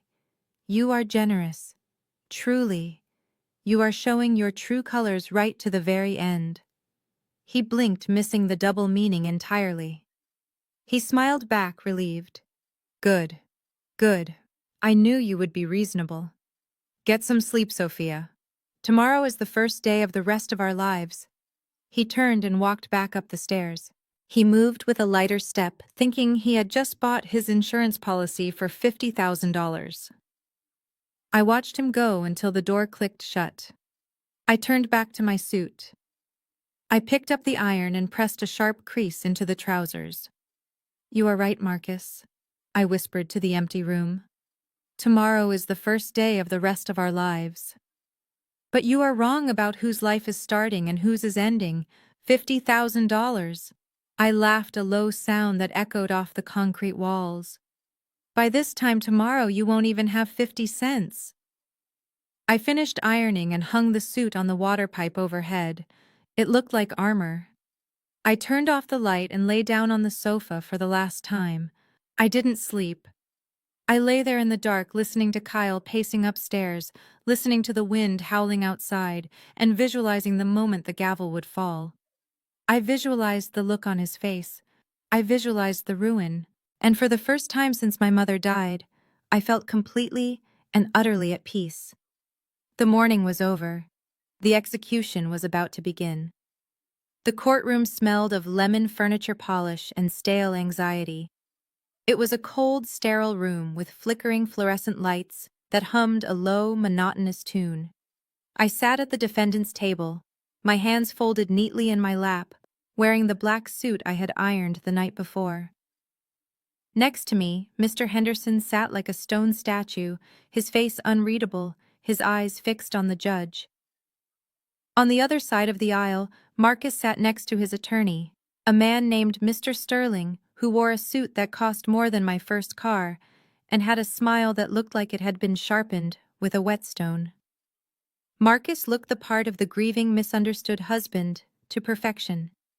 He had traded the flashy sharkskin suit for a somber navy blue one. He kept his head bowed, occasionally dabbing at his eyes with a handkerchief. It was a performance worthy of Broadway. Behind the wooden railing in the gallery sat the rest of the cast. Kyle was vibrating with nervous energy, his leg bouncing up and down so fast it shook the bench. He was glued to his phone, his thumbs flying across the screen, likely telling the loan sharks that the payout was imminent. And 3 rows back, wearing oversized sunglasses inside a dim courtroom, sat Chloe. She had the audacity to show up. She sat with her arms crossed, chewing gum, looking bored, as if destroying a marriage was just a tedious errand she had to run before lunch. All rise, the bailiff bellowed, and Judge Harrison entered. He was an older man with wire-rimmed glasses and a face etched with the weariness of hearing thousands of lies. He sat down, adjusted his robes, and looked over the file. We are here for the dissolution of marriage and the equitable distribution of assets in the matter of Williams versus Williams, the judge said, his voice dry. Mr. Sterling, you may proceed. Marcus's lawyer stood up, buttoning his jacket with a flourish. He walked to the center of the room, commanding the space. He didn't look at me. He looked at the judge, speaking with a smooth, practiced baritone that made the lies sound like gospel. Your Honor, we are here today because my client, Mr. Williams, has been the victim of a cruel discarding. Mr. Sterling began gesturing toward Marcus, who hung his head sadly. For 6 years, Mr. Williams was the rock of this marriage. He supported his wife emotionally and financially. He managed their household. He cared for his ailing mother-in-law, Dr. Evelyn Vance, until her dying day. I felt a surge of bile rise in my throat. Cared for her. He had avoided her room like the plague, only entering to ask when she was going to die. And now Mr. Sterling continued, raising his voice for dramatic effect. Now that Dr. Vance has passed and left a substantial estate, Mrs. Williams seeks to cast her husband aside and hoard the family wealth. But the law is clear, Your Honor. Georgia is an equitable distribution state, and the marital home located at 1400 Magnolia Lane, along with the investment accounts, have been commingled. He paused, letting the legal buzzword hang in the air. Commingled. It was the trap they were banking on. Mr. Sterling walked over to the exhibit table and picked up a stack of papers. We have evidence, Your Honor, that Mr. Williams contributed his own funds to the maintenance and improvement of the property. He managed the contractors. He paid for repairs. He lived in the home as his primary residence. By doing so, the inheritance was transformed from separate property into marital property. Therefore, under the law, Mr. Williams is entitled to 50% of the total estate value, estimated at $15 million. To deny him his share would be to deny his 6 years of sacrifice and labor. He turned to look at me, then his eyes cold and dismissive. Mrs. Williams contributed nothing to the management of these assets. She worked a low-stress job and relied on my client to handle the business of their lives. It is only fair, Your Honor, that the partnership be dissolved equally. I sat there, keeping my face completely blank. Under the table, my fists were clenched so tight my nails were digging into my palms. Low-stress job. I was a clinical pharmacist saving lives in a hospital trauma center, while Marcus played golf and slept with his assistant. The judge nodded, taking notes. He seemed to be following Sterling's logic. It was a standard argument. In many cases, it would have worked. Mr. Sterling called Marcus to the stand. Marcus walked up, looking humble. He swore to tell the truth and sat down. Mr. Williams, tell the court about your role in the marriage, Sterling asked. Marcus sighed, looking at the judge with wide, earnest eyes. I loved Sophia, Your Honor. I still do. I wanted to build a life with her. When her mother got sick, I stepped up. I took over the bills. I managed the estate because Sophia, she just couldn't handle it. She falls apart under pressure. I put my own money into fixing the roof. I paid for the landscaping. I treated that house like it was my own because I thought it was. I thought we were partners. And why did you file for divorce? Sterling asked softly. Marcus wiped a fake tear. Because she shut me out. After her mother died, she changed. She became cold. She told me she didn't need me anymore now that she had the money. It broke my heart, Your Honor. But if she wants to leave, I have to respect that. I just want what is fair. I just want to be able to start over. It was sickening. It was masterful.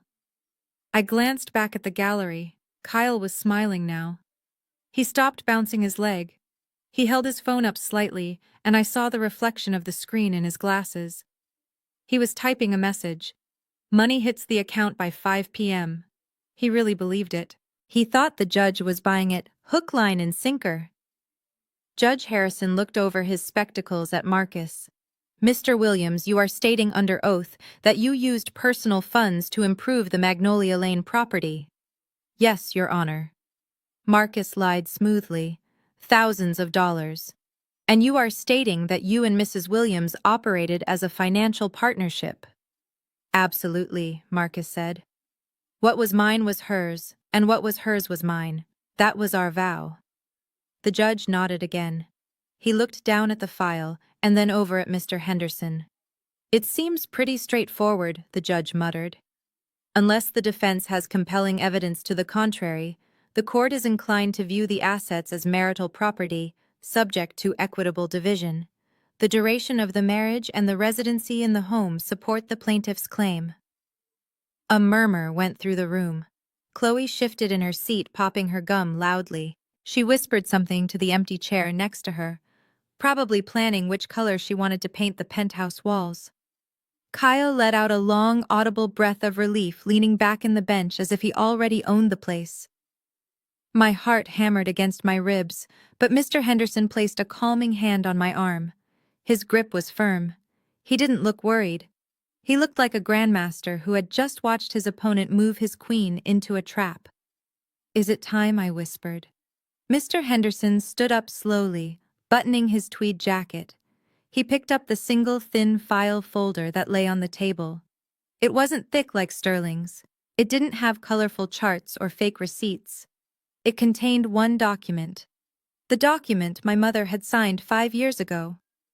"Your Honor," Mr. Henderson said, his voice rasping like dry leaves. "Before the court rules on the division of assets, the defense would like to clarify the issue of ownership." The judge frowned. "Ownership? Mr. Sterling just established that the couple lived there." Mr. Henderson walked to the center of the room. He didn't pace. He didn't gesture. He just held the folder. "Mr. Sterling established that Mr. Williams lived there, yes. But one cannot claim a share of a property that one's spouse does not actually own." Marcus frowned on the stand. Sterling looked up from his notes, confused. Mr. Henderson continued. "The plaintiff is asking for 50% of Mrs. Williams's inheritance. We are perfectly willing to grant that request." I saw Marcus's eyes light up. He thought we were folding. He thought he had won. However, Mr. Henderson said, turning to face Marcus with a small shark-like smile of his own, "We must inform the court that 50% of 0 is unfortunately still 0. The room went dead silent. The air conditioner hummed loudly. Kyle froze, his thumb hovering over his phone screen. Chloe stopped chewing her gum. Judge Harrison took off his glasses. "Explain yourself, counselor." Mr. Henderson opened the folder. "Sophia Williams does not own the house at 1400 Magnolia Lane. She does not own the investment accounts. She does not own the art collection. All of these assets were transferred 5 years ago into the Evelyn Vance Freedom Trust. An irrevocable trust, Your Honor." Sterling jumped up. "Objection. Surprise evidence. We have a deed." "The deed you have is outdated," Mr. Henderson countered calmly, handing the document up to the judge. "This is the certified transfer of title recorded with the county 5 years ago. And more importantly, Your Honor, there is a specific clause in the trust regarding the beneficiary." He paused, letting the suspense build. I watched Marcus's face drain of color. He looked from his lawyer to me, and for the first time the mask slipped. The grieving husband was gone, replaced by a panicked grifter. The judge read the document, his eyebrows shooting up toward his hairline. "Well, well," Judge Harrison murmured. "This changes things." "It does indeed," Mr. Henderson said. "The trust stipulates that as long as Sophia Williams is married to Marcus Williams, she has no access to the principal or the assets. She is merely a tenant. The assets remain in the trust." "So," Sterling stammered, his confident baritone cracking. "So what? It is still an asset. It is an asset she does not possess." Mr. Henderson said, his voice dropping to a lethal whisper. "And therefore it cannot be divided. The only way Sophia Williams inherits the property is if she is legally divorced. Which means at this exact moment in time, my client is worth exactly $500 in checking account funds. Mr. Williams is welcome to half of that. $250. I have the cash right here in my pocket." Mr. Henderson reached into his pocket and pulled out a few crumpled bills, placing them on the defense table. Kyle dropped his phone.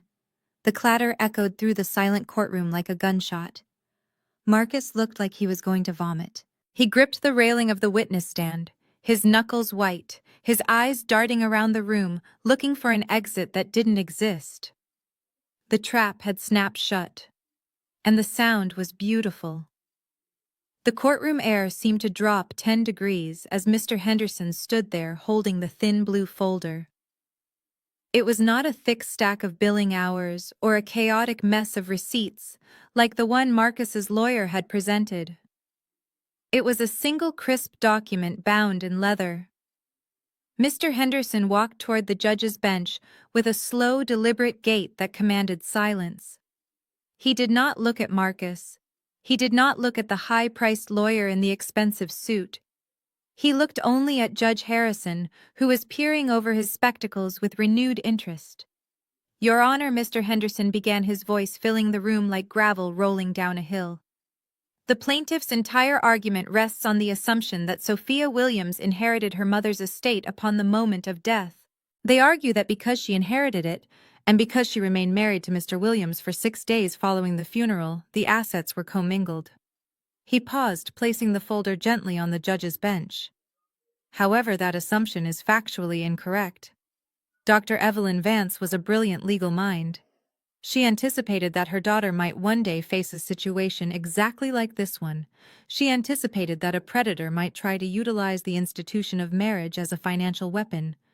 Therefore, 5 years ago, she created the Evelyn Vance Freedom Trust." Mr. Sterling stood up, his face flushing a light shade of pink. "Objection, Your Honor. We have never seen this document. This is trial by ambush. It is a public record," Mr. Henderson countered smoothly. "It was filed with the county clerk and the registry of deeds 5 years ago. Your team simply failed to look for it because you were too busy appraising the furniture." Judge Harrison held up a hand, silencing the sputtering lawyer. He opened the folder. His eyes scanned the pages. I watched the judge's face closely. First there was a frown of concentration, then his eyebrows raised, and then a small, almost imperceptible smile tugged at the corner of his mouth. He looked up at Mr. Henderson. "This is a valid, irrevocable trust," the judge said, his voice neutral but laced with amusement. "And the terms are quite specific, extremely specific, Your Honor." Mr. Henderson agreed. He turned to face the courtroom, now looking directly at Marcus. He cleared his throat and began to read from his copy of the document.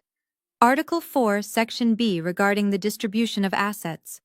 The primary beneficiary, Sophia Vance Williams, shall have no claim, no title, and no access to the principal or interest of the trust assets so long as she remains legally bound in matrimony to Marcus Jeremiah Williams. The words hung in the air. I saw Marcus blink. He tilted his head to the side as if his brain was trying to translate a foreign language. Mr. Henderson continued reading, his voice getting louder and sharper. "The grantor, Dr. Evelyn Vance, explicitly states that the assets are to be held in protective custody by the trust until such time as the beneficiary provides a certified court decree of divorce. Only upon the final legal dissolution of the marriage to Marcus Williams shall the assets transfer fully and completely to Sophia Vance Williams as her sole and separate property." Mr. Henderson closed the folder with a soft snap. He took off his reading glasses and looked at Marcus's lawyer. "So you see, Mr. Sterling, your client is asking for 50% of Sophia's current assets. We are happy to comply.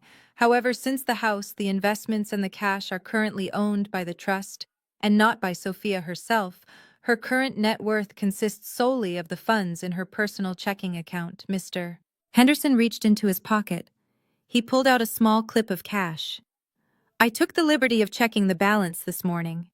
Mrs. Williams has $500 to her name. Therefore, Mr. Williams is entitled to exactly $250. He placed the bills on the defense table. $200 bills and $150. "Here is your payout, Mr. Williams. Spend it wisely." For a moment there was absolute silence. It was the kind of silence that happens after a car crash before the screaming starts. I looked at Marcus. The transformation was terrifying to behold. The smug, confident mask of the grieving husband didn't just crack, it disintegrated. His face went from a healthy flush to a sickly, translucent gray. His mouth opened, but no sound came out. His eyes were wide, darting from the judge to the money on the table to me. He was doing the math. He had filed for divorce to get the money.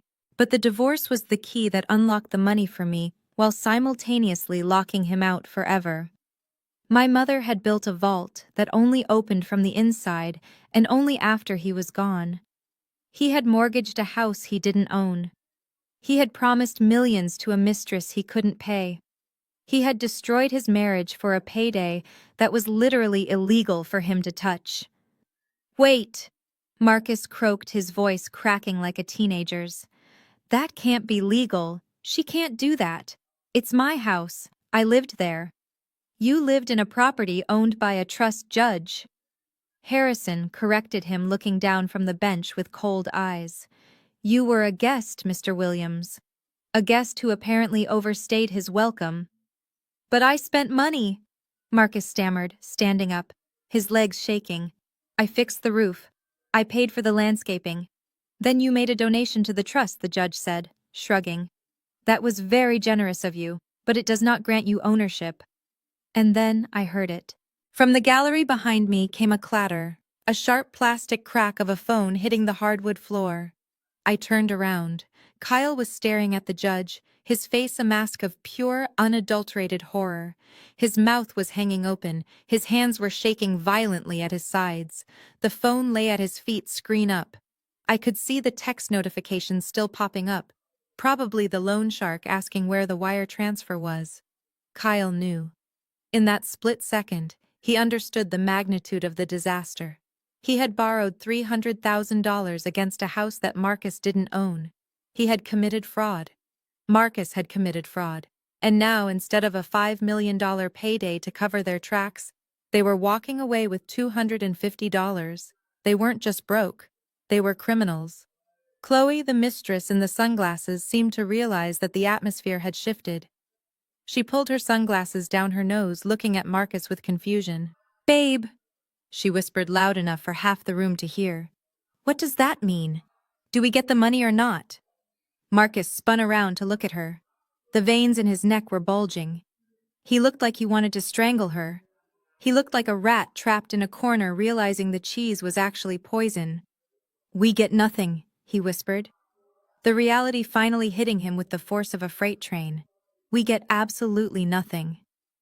I sat there in my black suit, and I felt a smile spread across my face. It wasn't a nice smile. It wasn't a polite smile. It was the smile of my mother looking down from heaven. Mr. Henderson looked at me and winked. "Your Honor," Mr. Henderson said, turning back to the judge. "Since the assets are not marital property, we move for an immediate summary judgment to finalize the divorce decree. My client is anxious to claim her inheritance, and she can only do that once Mr. Williams is legally removed from her life." "Motion granted," Judge Harrison said, slamming his gavel down.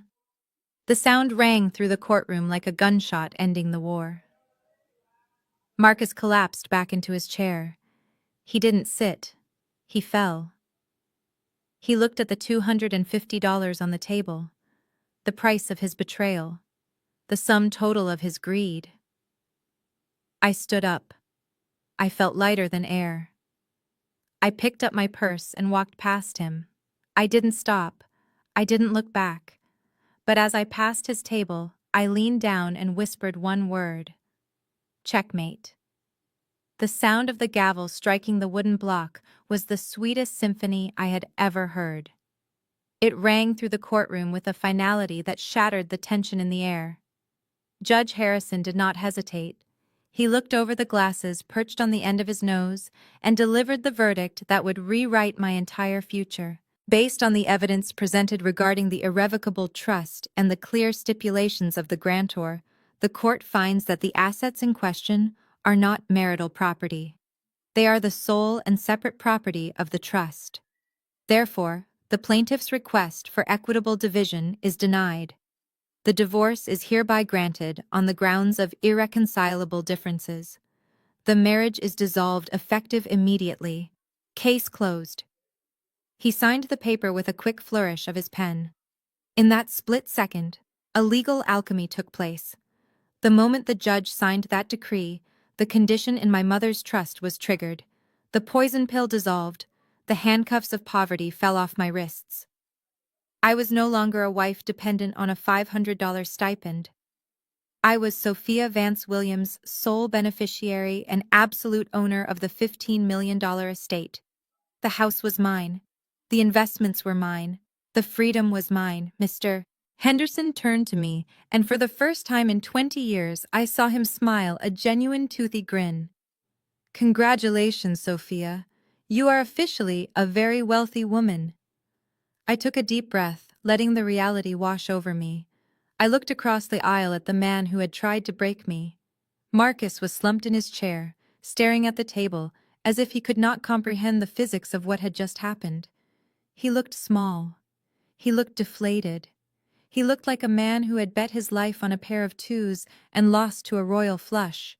But the silence did not last. From the gallery behind us, a low growl started. It was a guttural, animalistic sound that made the hair on the back of my neck stand up.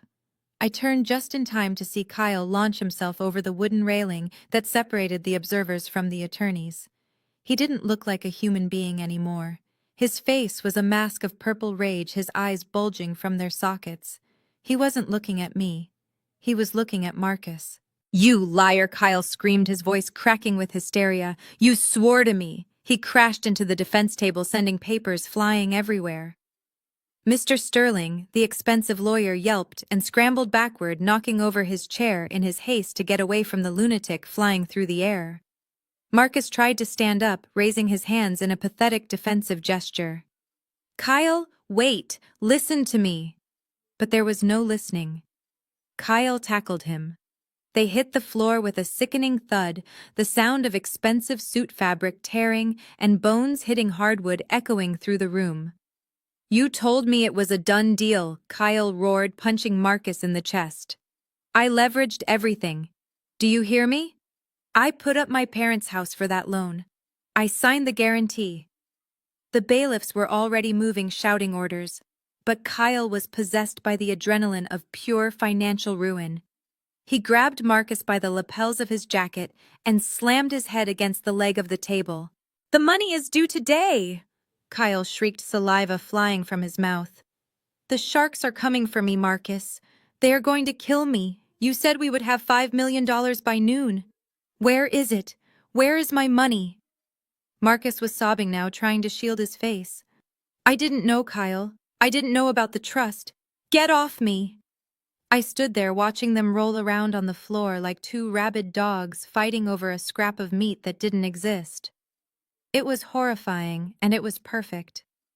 The facade of the successful businessman and the finance genius had crumbled completely, leaving only two desperate, greedy children playing pretend. Two bailiffs, huge men with thick necks, hauled Kyle off of Marcus. It took both of them to restrain him. Kyle was kicking and thrashing, his eyes wild. "Let me go!" Kyle yelled. "He stole my life. That man is a fraud. We committed fraud. He signed the papers. He knew the house wasn't his." I looked at Mr. Henderson. He raised an eyebrow. "Did he just confess to mortgage fraud on the court record?" Mr. Henderson whispered. "I believe he did," I replied calmly. One of the bailiffs slammed Kyle against the wall, forcing his hands behind his back. The metallic click of handcuffs cut through the noise. Kyle ceased his struggling as the cold steel locked around his wrists. The reality of his situation seemed to hit him all at once. He wasn't just broke. He was going to prison. He looked up, and his eyes locked with mine. "Sophia," he pleaded, his voice suddenly small and broken. "Sophia, please. You have the money now. You can pay off the loan.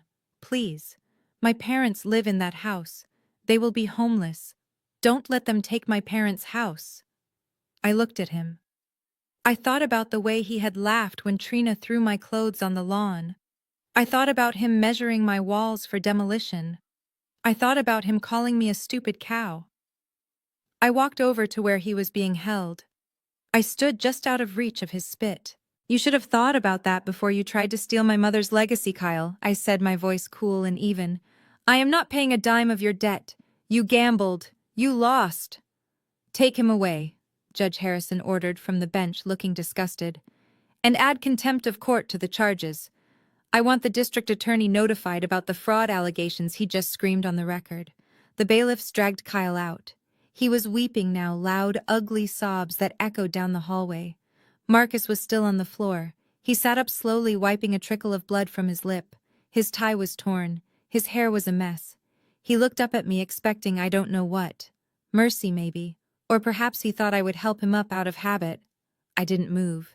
Sophia Marcus whispered, reaching a hand out toward me. Baby, please. He is crazy. You saw that. I had nothing to do with the loan. I was a victim too. I looked down at his hand. The hand that had held mine at the altar. The hand that had choked me in the basement. Mr. Henderson stepped between us, blocking Marcus's view of me. Mr. Williams, Mr. Henderson said sternly, you are to have no contact with my client. Any further communication will go through my office. And I suggest you save your breath. You are going to need it to explain to the district attorney why you signed a hard money loan using a property you did not own. Chloe, the mistress, was standing near the door. She had watched the entire brawl with her hand over her mouth. When she saw Marcus bleeding on the floor and Kyle being dragged away in cuffs, she made a decision. She took off the sunglasses. She looked at Marcus, then she looked at me. She didn't say a word. She simply turned on her heel and walked out the door, the sound of her high heels clicking rapidly as she fled the sinking ship. Marcus watched her go. He watched his last hope walk out the door. I turned to Mr. Henderson. Are we done here? I asked. We are done, Mr. Dunn. Henderson said, closing his briefcase. I turned and walked toward the exit. I stepped over Marcus's legs as if he were nothing more than a piece of trash on the sidewalk. I walked out of the courtroom and into the bright fluorescent hallway. The air out here felt different. It felt lighter. It felt like oxygen. I walked toward the elevators, my head held high. Behind me, the chaos was still unfolding, but it was no longer my chaos. It was a mess I had swept out of my house and into the hands of the legal system. I pressed the down button. I was a divorcee. I was a millionaire. And for the first time in my life, I was truly free. But I wasn't done yet. There was one more stop I had to make, one more scene to play out. I had a house to reclaim, and I had an eviction notice to deliver. The elevator doors opened and I stepped inside. I checked my reflection in the mirrored wall. The woman looking back at me wasn't the sad, grieving daughter anymore. She was a survivor. She was a warrior. And she was about to go home. The drive from the courthouse to the estate felt like a victory lap, but I did not speed. I drove with the windows down, letting the cool air dry the sweat that had gathered at the nape of my neck during the trial. Behind me, the blue and red lights of a police cruiser flashed silently, a personal escort for the lady of the manor. I had called the precinct on my way out of the courtroom. I told them I had a trespassing situation involving hostile individuals who had previously assaulted me. Given the domestic violence evidence I had emailed to the district attorney, they were more than happy to send a unit to ensure the peace was kept. I pulled into the long, winding driveway of 1400 Magnolia Lane. The house looked different to me now. For the last week it had looked like a prison, a place where I was banished to the basement while vultures picked at the bones of my legacy. But today, the afternoon sun hit the red brick facade and made it glow. It looked like a fortress. It looked like mine. I parked my car and waited for the officers to step out. A locksmith van pulled in right behind them. I had timed this perfectly. I walked up the front steps, the heels of my shoes clicking a rhythm of authority that I had learned from my mother. I didn't knock. I didn't ring the doorbell. I took the key Marcus had tried to wrestle from me days ago and slid it into the lock. I pushed the heavy oak door open and stepped inside, followed closely by 2 uniformed officers and the locksmith. The scene in the living room was almost comical. Trina was lounging on the sofa, my mother's antique velvet sofa, with her feet propped up on the coffee table. She was drinking a green smoothie and scrolling on her phone, completely oblivious to the catastrophe that had just unfolded downtown. She didn't know her husband was in cuffs. She didn't know her brother was ruined. She looked up, annoyance flashing across her face when she saw me. You are back early, Trina scoffed, not moving her feet. Did the judge kick you out already? I told Marcus he should have just changed the locks on you weeks ago. Then she saw the police officers standing behind me. Her eyes went wide and she sat up so fast she spilled green sludge onto the Persian rug. What is going on? Trina stammered. Why are the police here? I walked over to the coffee table and looked down at her. The time for politeness was over. The time for being the doormat was gone. You have exactly 30 minutes, Trina. I said, my voice calm and cold. Excuse me, she asked, blinking rapidly. You have 30 minutes to pack every single item that belongs to you and get off my property. Officer Miller here is going to supervise to make sure you don't steal any more of my mother's jewelry. If you are not on the curb by the time the clock strikes 3, anything left behind becomes my property, and I will burn it in the backyard. Trina stood up, her face flushing red. You can't do that. Marcus owns half this house. He invited me to stay. I smiled a sharp, dangerous smile. Marcus owns nothing. The judge just ruled. The house belongs to the trust. I am the trust, and you are a trespasser. Now move. Before she could argue, the front door opened again. Marcus stumbled in. He looked like a man who had walked through a hurricane. His navy suit was torn at the shoulder from the fight with Kyle. His lip was swollen and bleeding. He was sweating profusely. He had evidently taken a cab straight from the courthouse, desperate to salvage anything from the wreckage. He saw the police. He saw the locksmith, who was already working on the front door mechanism. He saw me standing over his terrified sister. The reality finally seemed to settle onto his shoulders. The fight went out of him.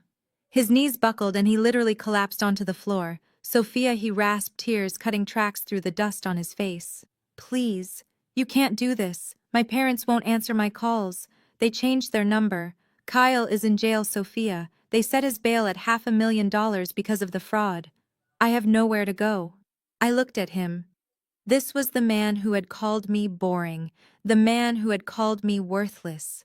I checked my watch. You are wasting your 30 minutes, Marcus. I suggest you go upstairs and pack. The locksmith charges by the hour, and he is locking the master suite in 10 minutes. Marcus crawled forward, reaching for the hem of my skirt. I stepped back, avoiding his touch as if he were contagious. Sophia, listen to me, he begged, his voice breaking into a sob. I was brainwashed. It was Kyle. He forced me to do it. He threatened to expose the affair if I didn't help him get the loan. I never wanted to hurt you. I love you. I didn't say a word. I just stared at him. Desperation seized him and he played his final card. The most disgusting card in his deck.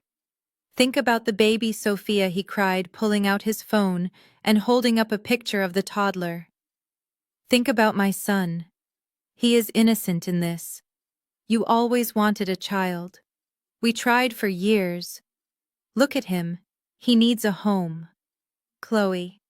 Chloe isn't a good mother. We can raise him together. We can be a family.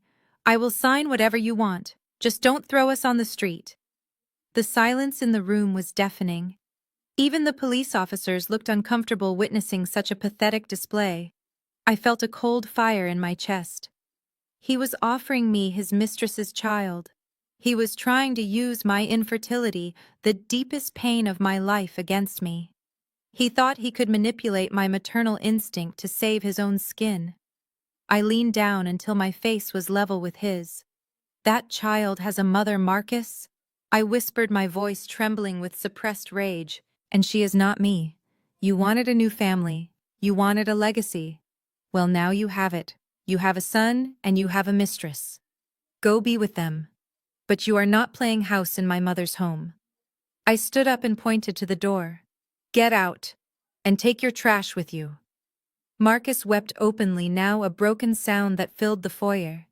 But he knew it was over. He scrambled up and ran upstairs, followed closely by Trina, who was screaming into her phone, trying to find a friend who would take them in. I stood in the foyer watching the locksmith replace the deadbolt. I watched the officers escort them down the stairs, dragging garbage bags filled with their clothes. As Marcus reached the door struggling with a bag that was splitting at the seams, I called out to him. Wait. He turned, hope flickering in his eyes for a split second. I pointed to the wall in the dining room. You forgot something. He looked confused. That hideous neon painting Trina put up, I said, my voice dripping with disdain. Take it. If I find that trash in my house after you leave, I am billing you for hazardous waste disposal. Trina let out a screech of indignation and snatched the painting off the wall. They dragged their belongings out onto the driveway. It was a pathetic parade. The golden boy and the influencer reduced to refugees on the curb. I walked out to the porch to watch the final act. Just as they dropped their bags on the asphalt, a white Mercedes convertible screeched around the corner. It was Chloe. Marcus's face lit up. He dropped his bags and ran toward the car, waving his arms. Chloe, baby, thank God, he shouted. We need a ride. We need to go to the apartment. It's all gone. The money is gone. But we have each other, right? He reached for the door handle. The door was locked. Chloe rolled the window down just 2 inches. She was wearing her sunglasses. She looked at Marcus's torn suit. She looked at the police cars. She looked at the garbage bags piled on the lawn. She looked at me standing on the porch of the mansion she thought she was going to live in. Where is the money, Marcus? She asked, her voice flat. Marcus stammered. The judge. The trust. It's complicated. But I will fix it. I just need a place to stay. I need to figure out the debt. Kyle put the debt in my name, Chloe. I need help. Chloe laughed. It was a cold, harsh sound. You owe me 3 months of rent, Marcus, she said. The landlord is evicting me on Monday if I don't pay. I thought you were bringing a check. I will get it, Marcus pleaded, banging on the glass. Just let me in. We can go to your mom's house. My mom hates you, Chloe spat. And I don't date broke men with criminal records.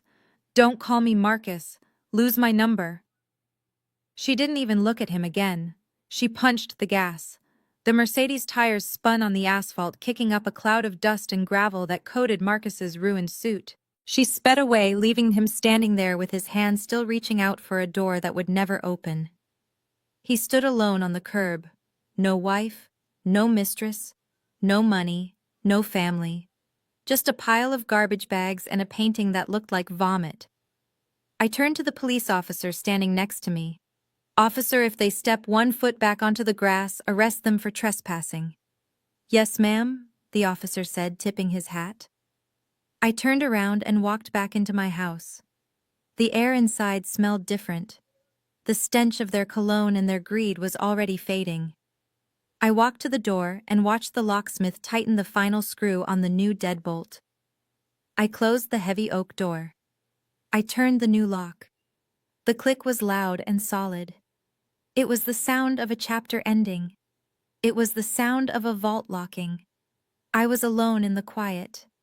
And for the first time in 3 years, the silence didn't feel lonely. It felt like peace. I leaned my forehead against the cool wood of the door and let out a long breath. The eviction was complete, the parasites were gone, and the house was finally mine again. I walked back into the living room and the air felt different. It was clean. It no longer smelled of Kyle's cigarettes, or Trina's cloying perfume, or the heavy oppressive scent of Marcus's betrayal. The afternoon sun streamed through the sheer curtains, illuminating the dust motes dancing in the air. For the first time in a week, the house did not feel like a battleground. It felt like a sanctuary. It felt like home again. I walked over to the corner where Trina had dumped my mother's painting of the Blue Ridge Mountains. It was leaning against the wall, slightly crooked, as if it had been exhausted by the ordeal, just as I had. I picked it up. The frame was heavy solid wood, cool to the touch. I ran my fingers over the brushstrokes, remembering the day my mother brought it home. She had told me that mountains don't move for anyone, they just stand tall and weather the storms. I carried the painting to the dining room. I looked at the blank space on the wall where Trina had hung her neon monstrosity. I lifted my mother's painting and hung it back on its rightful hook. I stepped back to adjust it, making sure it was perfectly level. When I finally let go and looked at it, a wave of emotion washed over me that almost brought me to my knees. It wasn't grief this time. It was relief. It was the feeling of order being restored to a chaotic universe. My mother was gone, but her spirit was back in the room watching over me, protecting the space she had built with her own two hands. I spent the rest of that afternoon walking through every room in the house. I went to the master bedroom and stripped the sheets Marcus had slept on, throwing them directly into the trash. I opened the windows to let the breeze blow through, clearing out the stagnation. I went down to the basement one last time, not to sleep, but to retrieve my things. I packed up my clothes, my books, and the old teddy bear that had held the camera that saved my life. As I walked up the basement stairs, I turned off the light, leaving the darkness behind me forever. I would never sleep on a lumpy sofa again. I would never be relegated to the shadows of my own life again. 3 months passed. The seasons changed from the humidity of late summer to the crisp, golden light of autumn. I stood at a podium in the grand hall of the city university. The room was filled with law students, professors, and local dignitaries. I smoothed the lapel of my suit, a new suit, one that I had bought with my own money, not an allowance from a controlling husband. I looked out at the sea of faces, young, eager, brilliant minds. Many of them, black women, just like my mother, had been 40 years ago. "Welcome," I said into the microphone, my voice steady and strong. "We are here today to honor a legacy." My mother, Dr. Evelyn Vance, believed that the law was a shield for the vulnerable and a sword for the righteous. She believed that intelligence without integrity was meaningless. I paused, looking at a young woman in the front row who was clutching an acceptance letter. "Today, I am proud to announce the official launch of the Evelyn Vance Legal Scholarship Fund. This full tuition grant is designed to support minority students who are dedicated to fighting financial fraud and protecting families from predatory practices." Applause erupted, filling the hall. I clapped along, feeling a warmth spread through my chest that no amount of money could buy. This was what real wealth looked like. It wasn't about buying penthouses or luxury cars or showing off at parties. It was about creating a ladder for others to climb. It was about turning my pain into power for someone else. Marcus had wanted to spend my mother's money on vanity. I was spending it on justice. After the ceremony, I drove my car through the city. I stopped at a red light near a busy intersection. To my right was a car wash, the kind where workers hustle for tips in the hot sun. I glanced over idly, and then I froze. There was a man scrubbing the tires of a muddy SUV. He was wearing a soggy blue uniform that was 2 sizes too big. He looked thinner, gaunt even. His hair was shaved close, likely to hide the fact that he couldn't afford a barber. He wiped sweat from his forehead with a dirty rag and bent back down to scrub the rims. It was Marcus. The sharkskin suits were gone, the Rolex was gone. The arrogance that had defined him was scrubbed away by the harsh reality of minimum wage labor. I learned later from a mutual acquaintance that the judge had been ruthless regarding child support. Since Marcus had acknowledged paternity of Chloe's son, and since he had no assets left after the fraud lawsuits, he had been ordered to pay a significant percentage of his income to support the child he tried to use as a pawn. He was working double shifts just to keep up. He looked up for a second as if he sensed eyes on him, but the light turned green and I drove away. I didn't feel pity. I didn't feel anger. I felt nothing. He was just a stranger, washing a car, a ghost from a past life that no longer existed. As for the others, justice had been equally poetic. Kyle was currently residing in a state correctional facility. The district attorney had not been lenient.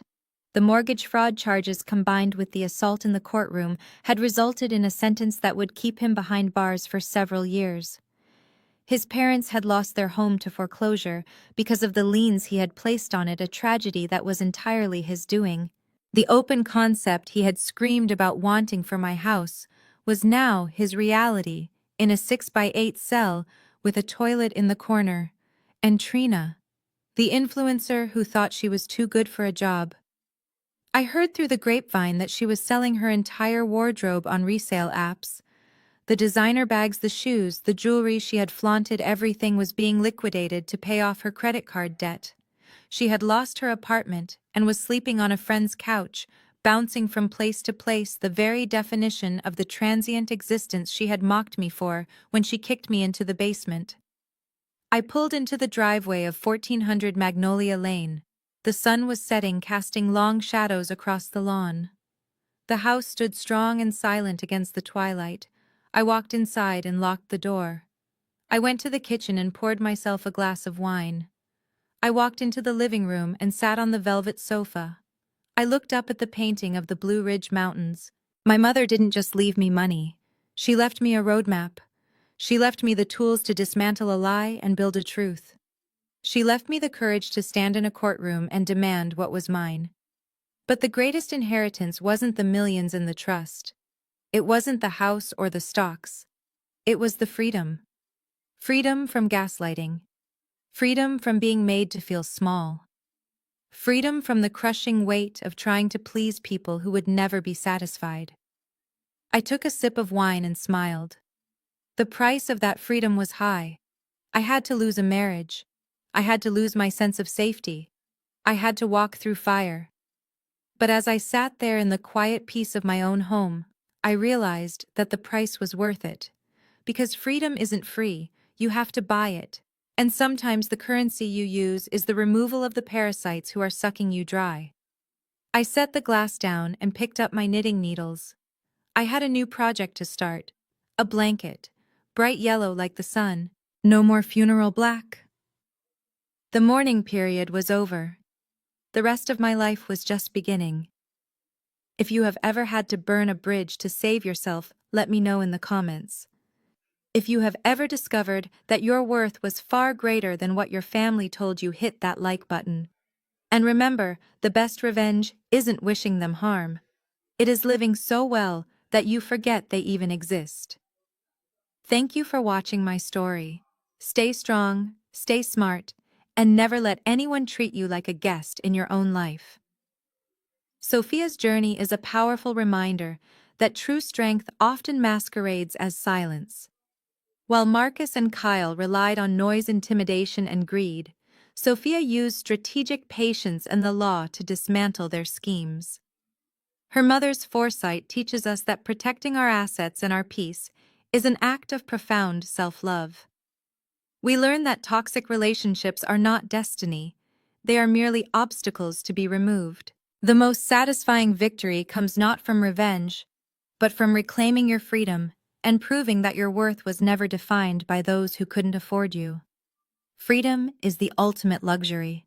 If you have ever had to outsmart a toxic partner to save your own future, type freedom in the comments below and subscribe to the channel for more stories of justice served.